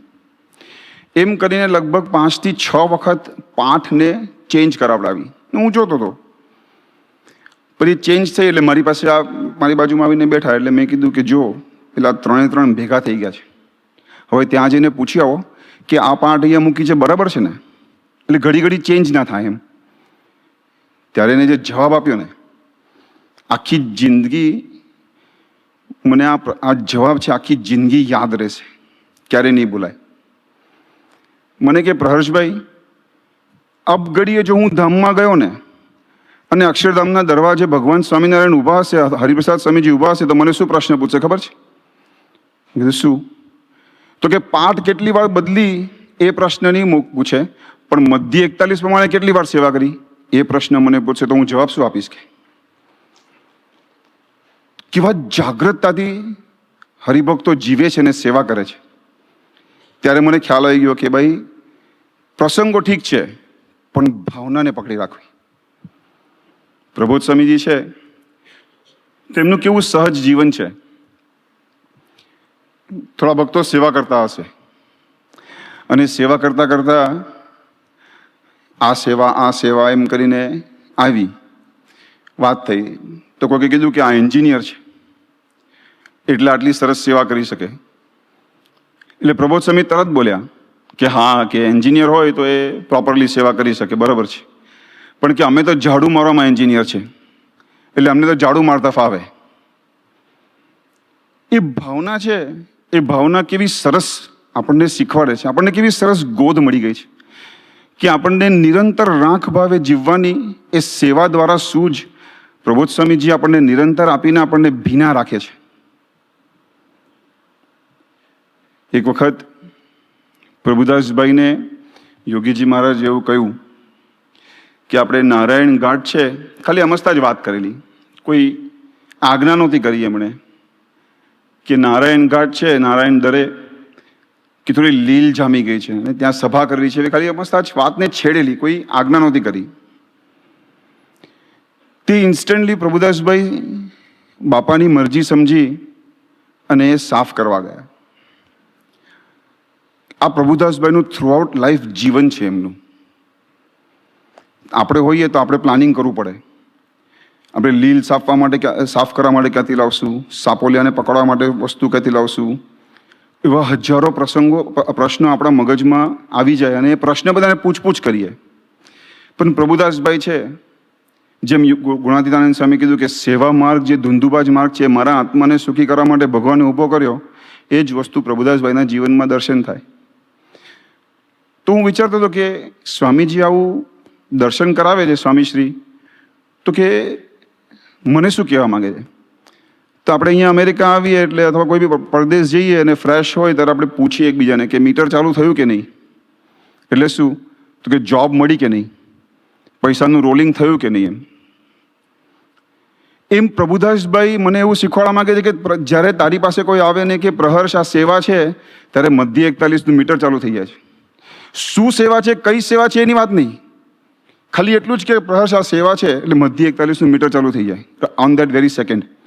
એ મને પ્રભુદાસભાઈ કહેવા માંગે છે. એટલે પ્રશ્ન નહીં પૂછવાના, શું કરવાનું છે? હા સ્વામી, એ મને શીખવાડે છે ને મારે એ શીખવાનું છે. એક વખત 96માં પાછળ સ્કૂલમાં ટેન્ટ બાંધવાનું થયેલું, એટલે બાંધેલું ટેન્ટ. ત્યાર પછી સ્કૂલમાં આપણે ટેન્ટ નહોતું બાંધ્યું, એટલે એક વખત કિશનજીનો ફોન આવ્યો કે આપણે સ્કૂલમાં ટેન્ટ કરવું છે, તો એ વ્યવસ્થા આપણે કરવી છે એમ. મેં કીધું હા સ્વામી. પછી 1.5 વીકનો ટાઈમ હતો, 5 વીક્સનો ટાઈમ હતો. એટલે આપણે કમ્યુનિકેશન ઇનિશિએશન કરી દીધું સ્કૂલ સાથે ને સ્કૂલ બોર્ડ સાથે. પણ સ્કૂલવાળા વેરી સેન્સિટિવ છે, એ લોકોની હારે ડીલ કરવું એટલે it's a very sensitive matter અને ત્યાં બહુ ધ્યાન રાખવું પડે. એટલે મેં પૂછાવડાવ્યું તો કે we will get back to you. એમાં એ લોકોએ 4-5 દિવસ કાઢી નાખ્યા. અને મજાની વાત શું છે કે કદાચ કોઈ ના પાડવી હોય ને તો ના પાડે. શુક્રવારે મેસેજ આપે કે we will get back to you. હવે શુક્રવારે મેસેજ આપે તો આપણે શનિ રવિ આવી ગયો, તો હવે આપણે બીજું કંઈ બેલેન્સ કરવું તો કેવી રીતે કરીએ? એટલે એવું થયા કરે, વાંધો નહીં. પછી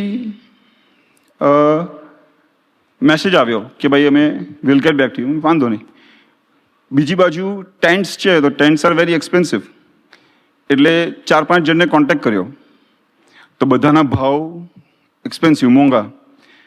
એટલે એક જણને કન્વિન્સ કર્યો કે ભાઈ થોડું સસ્તામાં કંઈક થોડું રિઝનેબલ કરી આપો. તો એણે કરી આપ્યું તો સારું, એટલે એ એક પાક્કું થઈ ગયું. એટલે બીજી બાજુ બીજા વીકે સ્કૂલમાંથી મેસેજ આવ્યો કે હા વાંધો નહીં, ઇટ્સ ફાઇન, હવે અમે પરમિશન મળી ગઈ છે, વી કેન ડુ ઇટ. સારું. ત્યાં લોકોને પૂછ્યું કે કયા, પછી સામેથી કીધું કે એ લોકોએ સીધું સ્કૂલવાળાએ કે આ ટાઈમમાં જ ખાલી ટેન્ટવાળો આવે એવું કરવાનું. સારું. એટલે ફરી ફોન કર્યો ટેન્ટવાળાને. તો હવે એના બોસે ફોન ઉપાડ્યો. તો બોસ કે આ પ્રાઇસ તો ન ચાલે, કે આ તો અમને લોકોને નુકસાન છે એમાં, એટલે પ્રાઇસ ચેન્જ. એટલે એમને પ્રાઇસ ચેન્જ કરી નાખી. હવે એક્સપેન્સિવ થઈ ગયું પાછું, તો પાછું શોધવાનું. પહેલાં હા પાડી, પણ હવે અહીંયા એક્સપેન્સિવ થઈ ગયું. એટલે એમ કરતાં બીજા 2 વીક વયા ગયા. 2 વીક ગયા, અને આ બાજુ બધા ભક્તો પૂછે કે ટેન્ટ ક્યારે આવશે, ટેન્ટ ક્યારે આવશે. હવે જેની સેવા જ ન હોય, ડિપાર્ટમેન્ટ ન હોય, એ બી પૂછવા આવે ટેન્ટ ક્યારે આવશે, ટેન્ટ ક્યારે આવશે. એટલે આપણે કહીએ કે હા મેસેજ આવશે એટલે તમને જણાવીશું. એટલે પછી એક વ્યક્તિ મળ્યો તો કે અમે કરી આપીશું, પણ કે અમે 3 વાગે આવીશું અને પછી ટેન્ટ કરીશું. સારું. ત્યાં લોકોને મેસેજ આપ્યો કે ભાઈ 3 વાગે આવશે, તો કે નહીં ચાલે, સવારે 9:30 વાગે આવવું પડે અને 11:30 નીકળી જવું પડે. પછી આ લોકોને ફોન કર્યો કે ભાઈ 2 કલાકનો ટાઈમ છે, તો ટેન્ટ ઇન્સ્ટોલ કરતાં 4 કલાક લાગશે. એ કમ્યુનિકેશન કરતાં જે શનિવારે અન્નકૂટ હતો એ જ વીકમાં બુધવારે ફાઇનલ થયું કે ભાઈ ઓકે, બંને માની ગયા કે હા બંને અમે લોકો આ ટાઈમે ને આ પ્રાઇસમાં અમે કરવા તૈયાર છીએ. હું વિચારતો હતો, મારી સ્વાધ્યાય કરતો હતો. તો બીજી બાજુ કેવું છે કે ભક્તો બી ભગવાન છે એ ભક્તોમાં રહીને બોલે, પણ એ કેવું બોલે? એક બાજુ ભક્તોને દિવ્ય માનવાના છે, અક્ષરધામના મુક્તો છે એવું માનવાનું. બીજી બાજુ ભક્તો આપણને શું કે ભૂલી જાય છે, ગેમ રમે છે, ટાઈમ પર ઇન્ફોર્મેશન નથી આપતો, એવું ભક્તો બોલ્યા કરે. તો હવે એક બાજુ દિવ્ય માનવાના અને એક બાજુ ભક્તો બોલે, તો હવે કરવાનું શું આમાં? અને બીજી બાજુ આપણે પ્રયત્ન બહુ ફૂલ એફર્ટ્સ કરતા હોઈએ. એટલે ઘણીવાર શું થાય કે કિશનજીને કે પ્રહર્ષ ઇન્ફોર્મેશન નથી આપતો, તમે કોને? એટલે કિશનજી આપણને કહેવા આવે. હવે એ તો અપડેટેડ હોય જ, તો ત્યારે શું કરવું એમ? એટલે પછી મને સ્વાધ્યાય કરતો હતો, એટલે 2 વિચાર આવ્યા કે પ્રસંગો બને છે ને, તો એ પ્રહર્ષના આત્માને પ્રહર્ષથી જુદો કરવો છે ને, એટલા માટે ભગવાન પ્રસંગ ઊભો કરે છે. તો એ ટાઈમે પાછું મારે કરવું શું? તો જે પ્રભુદાસભાઈ એમના જીવનમાં ઝાડની નીચે બેસીને 3 કલાક જે ગુણગાન ગાયા ને, એ ભક્તોના ખાલી ગુણ વિચારા કરવાના. શું કર્યું, કેવું કર્યું એ નહીં વિચારવાનું. કેમ? તો કે ભક્તો બી દિવ્ય છે ને ભગવાન બી દિવ્ય જ છે. ભક્તો એ મોટા છે ને ભગવાન એ મોટા છે. જ્યાં સુધી હું સ્વભાવ પ્રકૃતિ જોઈશ, જ્યાં સુધી હું મારી દ્રષ્ટિથી જોઈશ, ત્યાં સુધી મને દિવ્ય નહીં મનાય. પણ જે સેકન્ડે હું ભગવાન કે પ્રગટ પુરુષના જીવનમાં ડૂબીશ, એ જ સેકન્ડે મને ખબર પડશે કે ના, ભગવાન બી દિવ્ય છે ને ભક્તો બી દિવ્ય છે. અને આની પ્રેક્ટિસ નિરંતર કર્યા કરીશ, ત્યારે કોક દિવસ જઈને ભગવાન તથાસ્તુ કરશે. પછી કિશનજી છે, અશોક અંકલ છે, ભક્તિપ્રિય સ્વામી છે, એમના જેવું સહજ જીવન થઈ જશે. પણ એ ત્યાં સુધીની એ જજુમવાની યાત્રા છે, અને એ તો જજુમવું જ પડે. એટલે મારા સહિષ્ણુ ભાઈઓમાંથી પ્રેરણા મળે અને સ્મરણભાઈ એવું શીખવાડે કે ભગવાન જોડે, ભગવતી જોડે વફાદારી રાખવી અને બાકી ભક્તો જોડે આત્મીયતા રાખવી. એવું એ શીખવાડે તો અમારે શીખવું પડે કે ભાઈ હા સાચી વાત છે. પછી સ્વામીજીની મારી પાસે શું અપેક્ષા છે? તો સ્વામીજી એક વાક્ય કહેતા હતા કે યોગીજી મહારાજ જેવી લુસિડિટી, એવી લુસિડિટી કોઈનામાં નહીં. પછી કે લુસિડિટી એટલે શું? તો કે હા એ ના ને ના એ ના, સૌના ત્રાજ્યમાં બેસી જવું, એનું નામ યોગીજી મહારાજ. એ અપેક્ષા સ્વામીજી મારી પાસે સેવા કરાવતા રાખે છે. તો એ જે અપેક્ષા છે, એ અપેક્ષા આપણને કેવી રીતે ખબર પડે? એક બાજુ કોમન ડિનોમિનેટરમાં રાખવાનું જ છે કે ભાઈ પ્રસંગો બનવાના જ છે, સાંભળવાનું આવવાનું જ છે, ગમે ત્યાં નામ ખરાબ થવાનું જ છે, એ રાખવાનું છે. બીજી બાજુ રિજિડ બી નથી થવાનું, અને ભગવાન અને મહિમા બી સમજવાનો છે. તો એક વખત શાસ્ત્રીજી મહારાજને એક હરિભગત હાર પહેરાવવા આવ્યા.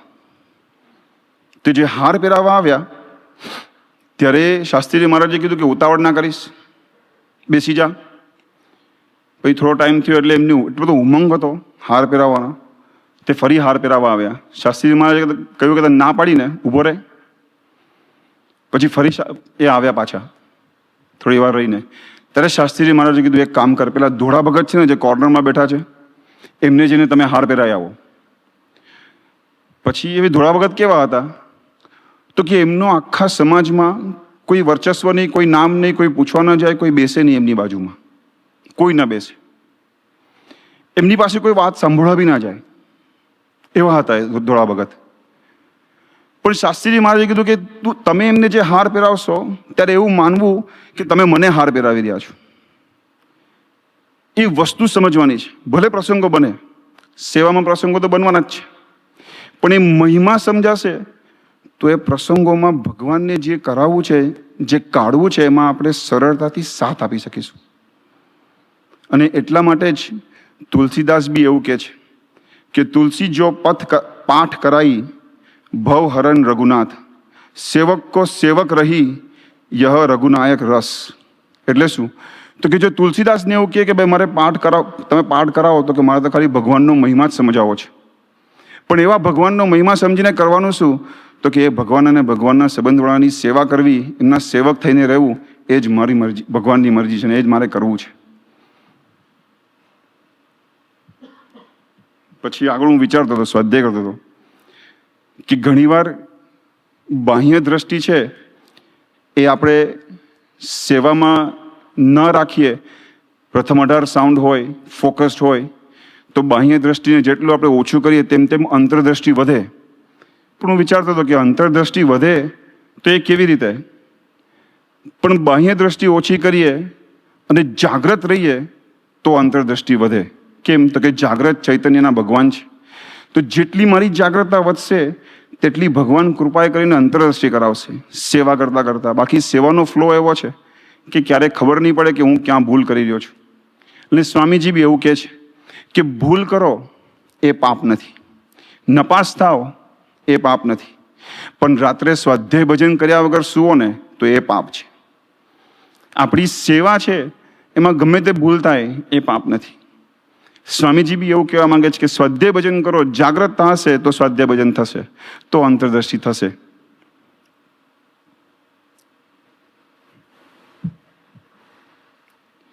એક વખત જ્યારે નવું કન્સ્ટ્રક્શન થતું હતું મંદિરનું, ત્યારે કિશનજીનો ફોન આવ્યો. આપણી આ સેવા છે, સ્વામીજીનું વાક્ય છે કે સેવા તમારી સરી ન જાય, મારી ન જાય, એનું બહુ ધ્યાન રાખવું. અને પછી સ્વામીજી કહે જો સેવા સરી જાય ને મારી જાય તો વાણીમાં નપાસ થયા કે વાણીમાં લોચો માર્યો તો બધી જ કરેલી સેવા આખા દિવસની ઝીરો થઈ જશે. યોગીજી મહારાજ વખતે સ્વામીજી પ્રભુદાસભાઈ પોતે પ્રસંગ કે જ છે સ્વામીશ્રી કે સ્વામી યોગીજી મહારાજે પૂછ્યું કે તમારા કેટલા મિત્રો અથવા મિત્રોને બોલાવી આવો, તો કે હા આપણી કંપનીને બોલાવી આવો. ત્યારે યોગીજી મહારાજ કે કંપની એ તો બાજાવાળાની હોય, ગુરુ કે આ તો અક્ષરધામના મુક્તો છે. એવો સેમ પ્રસંગ પ્રબોધ સ્વામી સાથે થયો કે એક ભગત છે, પ્રબોધ સ્વામીનું પૂજન કરવા એમની રૂમે જતા હતા. તો એ પહોંચ્યા એટલે પ્રબોધ સ્વામીએ પ્રશ્ન પૂછ્યો કે તું આ જગ્યાએ જઈ આવ્યો? તો કે ના, ત્યાં તો બહુ ટ્રાફિક છે. કે તો કે ટ્રાફિક એટલે કે ત્યાં બધા ભક્તો બહુ બધા ઊભા છે ને, એટલે મને ત્યાં જવાનો ચાન્સ નહીં મળ્યો. તો ઇન્સ્ટન્ટલી પ્રબોધ સ્વામીએ કીધું કે આપણાથી ટ્રાફિક શબ્દ ના બોલાય, ભક્તોની ભીડ છે એવું કહેવાય. વાણી છે એ હું ક્યારે કઈ રીતે યુઝ કરું છું એ જો જાગૃતતા નહીં હોય, અને સેવા છે એ વસ્તુ એવી છે કે સેવાના ફ્લોમાં અજાગ્રતતા વધારે હોય. એની માટે સ્વાધ્યાય ભજન જ્યાં સુધી હું ના કરું તો એ અજાગ્રતતામાંથી જાગ્રતતામાં ના જવાય. એક હરિભગત સ્વામીશ્રીને મળવા આવ્યા. એમનો તે વખતે સ્વામીશ્રીની કૃપાથી સેવક હાજર હતો ત્યાં, એટલે લાઈવ જોવા મળેલું. તો કે સ્વામી મારો રિટેલ સ્ટોર છે કે પણ કે ધંધો બહુ થતો નથી, તો કે તમે આશીર્વાદ આપો ને કે ધંધો થાય. એટલે સ્વામીશ્રી ઇન્સ્ટન્ટલી બોલ્યા આણી વાણી અને પાણી. એટલે ભગતને ખબર નહીં પડી કે સ્વામીશ્રી શું કહેવા માંગે છે. પછી સ્વામીશ્રીએ કહ્યું કે તમારા સ્ટોર એ ઠાકોરજીનો સ્ટોર છે. એ ઠાકોરજીના સ્ટોરમાં જે કસ્ટમર આવે છે એ ભગવાન મોકલે છે. એટલે જ્યાં સુધી તમારી વાણી જો મીઠી નહીં હોય ત્યાં સુધી કસ્ટમરમાં ભગવાન પ્રવેશ કરીને એવું નહીં કે આપણે આ સ્ટોરમાંથી કંઈ બાય કરીએ. એટલે કે તમારી વાણી જેટલી પ્રોપર હશે એટલો જ કસ્ટમરમાંથી ભગવાન પ્રવેશ કરીને તમારો બિઝનેસ કરાવડાવશે. સ્વામીજી કઈ કક્ષાએ આપણને શીખવાડે છે કે વાણીનું ઇમ્પોર્ટન્સ કેવું છે. હવે એ લૌકિક રીતે ફાયદો મને થવાનો છે, હું બિઝનેસ કરીશ તો ઠાકોરજીને તો મારે 10મો 20મો ભાગ જે બી હશે એ આપવાનો છે, અથવા સર્વોપરી નિષ્ઠા હશે તો પ્રભુને એવું કહેશું કે 100% તમારા છે. બાકી તો 10મો 20મો ભાગ તો સ્વામીજીને આમ જોવા જઈએ તો એમને તો ખાલી એટલું જ મળે. પણ એ આત્માને વિશે કેટલી વસ્તુ ક્લેરિટી આપી દે છે કે મારે જીવન કેવું જીવવાનું છે.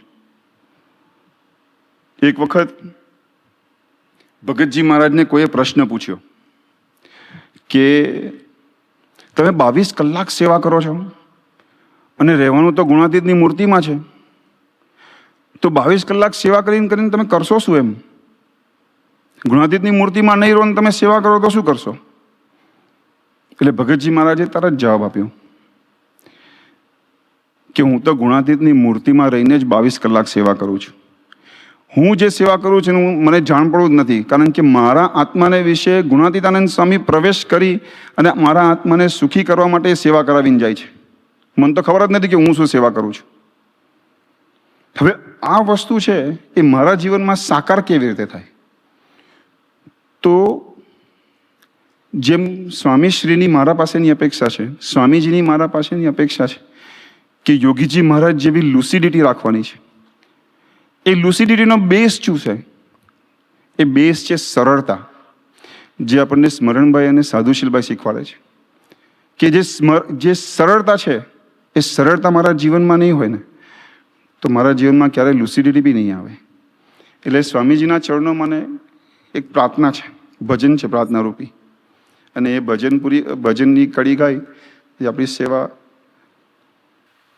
બક્ષિશ આપો સરળતાની, રાખ બનાવી રાખો, બનવું છે મારે ગુલામ સહુના, તેથી રાજી તમે થાઓ, નિર્દોષ બુદ્ધિ દ્રઢ કરાવ, માને જે મારો આ છે ઠરાવ.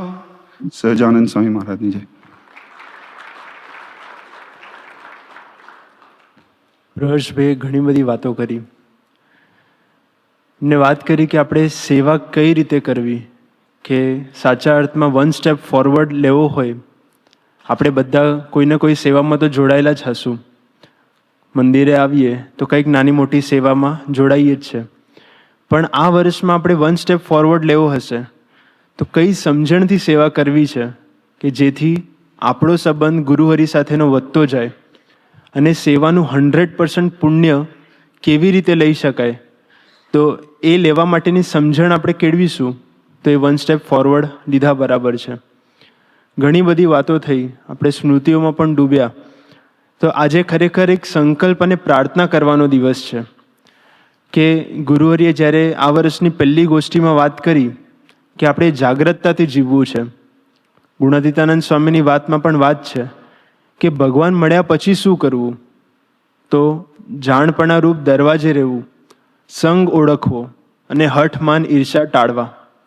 તો એ જે જાણપણા રૂપ દરવાજે રહેવાની વાત છે એ જ વાત ગુરુહરિએ આ વર્ષની પહેલી ગોષ્ઠીમાં આપણને સૌને પકડાવી.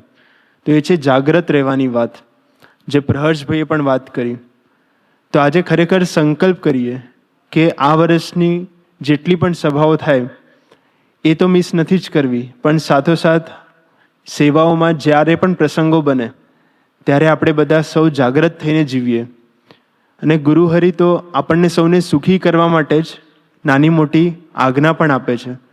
તો કદાચ એ આજ્ઞા પાડવા માટેની સુરુચિમાં પણ આપણે વધારો કરીએ એ પણ 1 સ્ટેપ ફોરવર્ડ લીધા બરાબર છે. તો સભાને આગળ વધારતા આપણે અનાઉન્સમેન્ટ્સ માટે વિભુભાઈને પ્રાર્થના કરીએ કે તેઓ પધારે.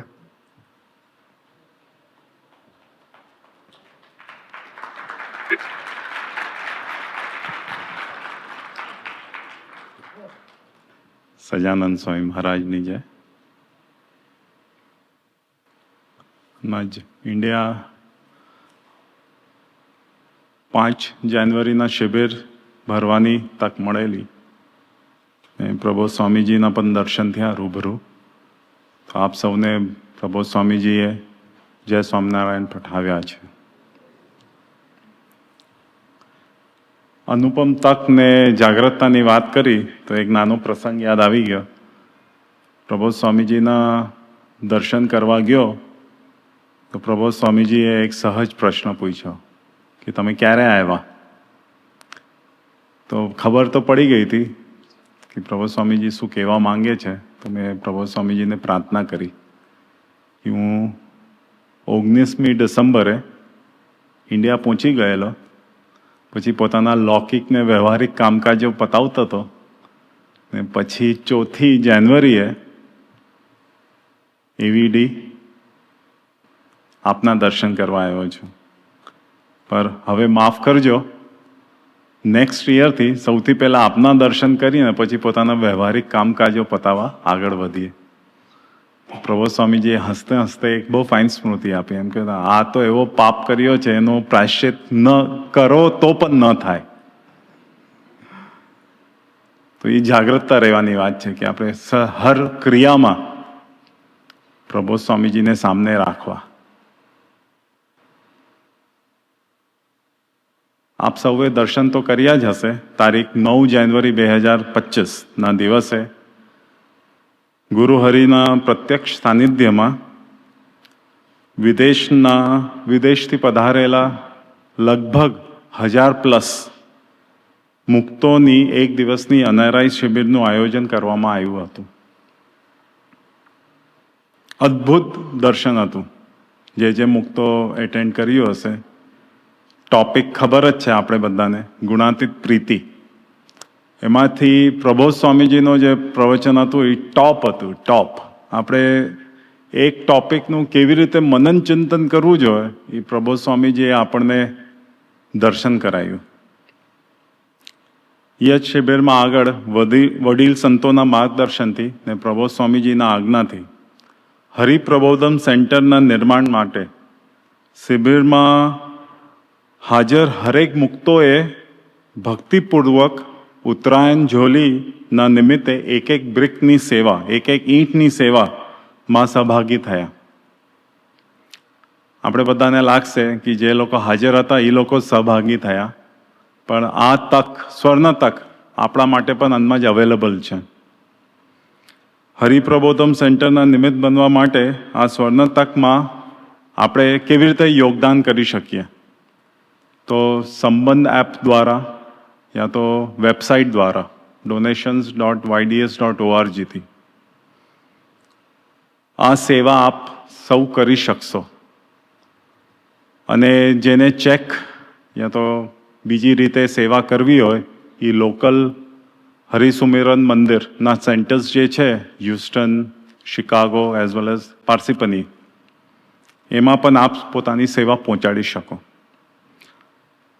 કિશનજી આ ખાસ મેસેજ પહોંચાડ્યું છે કે આ સેવા તાત્કાલિક ગુરુ હરિને એવીડીમાં મોકલવામાં આવશે.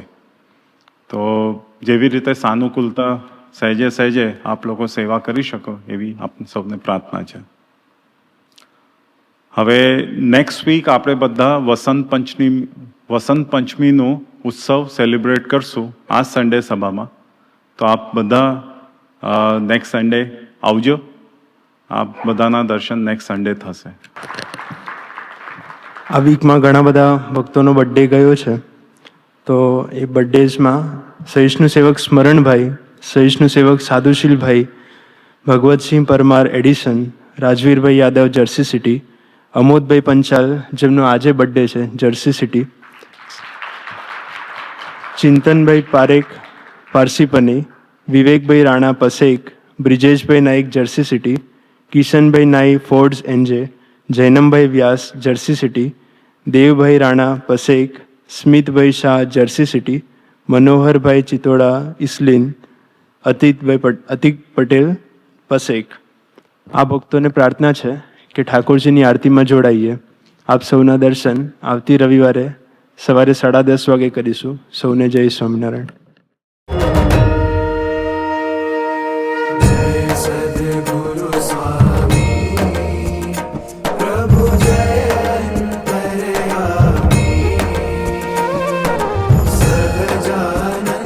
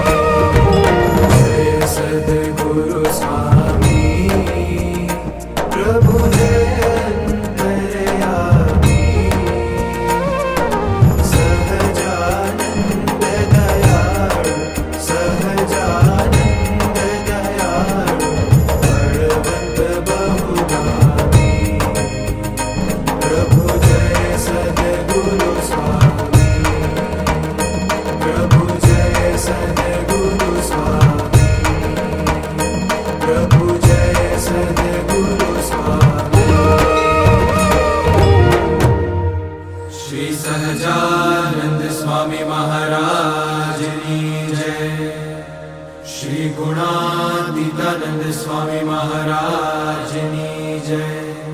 श्री अक्षर पुरुषोत्तम महाराजनी जय।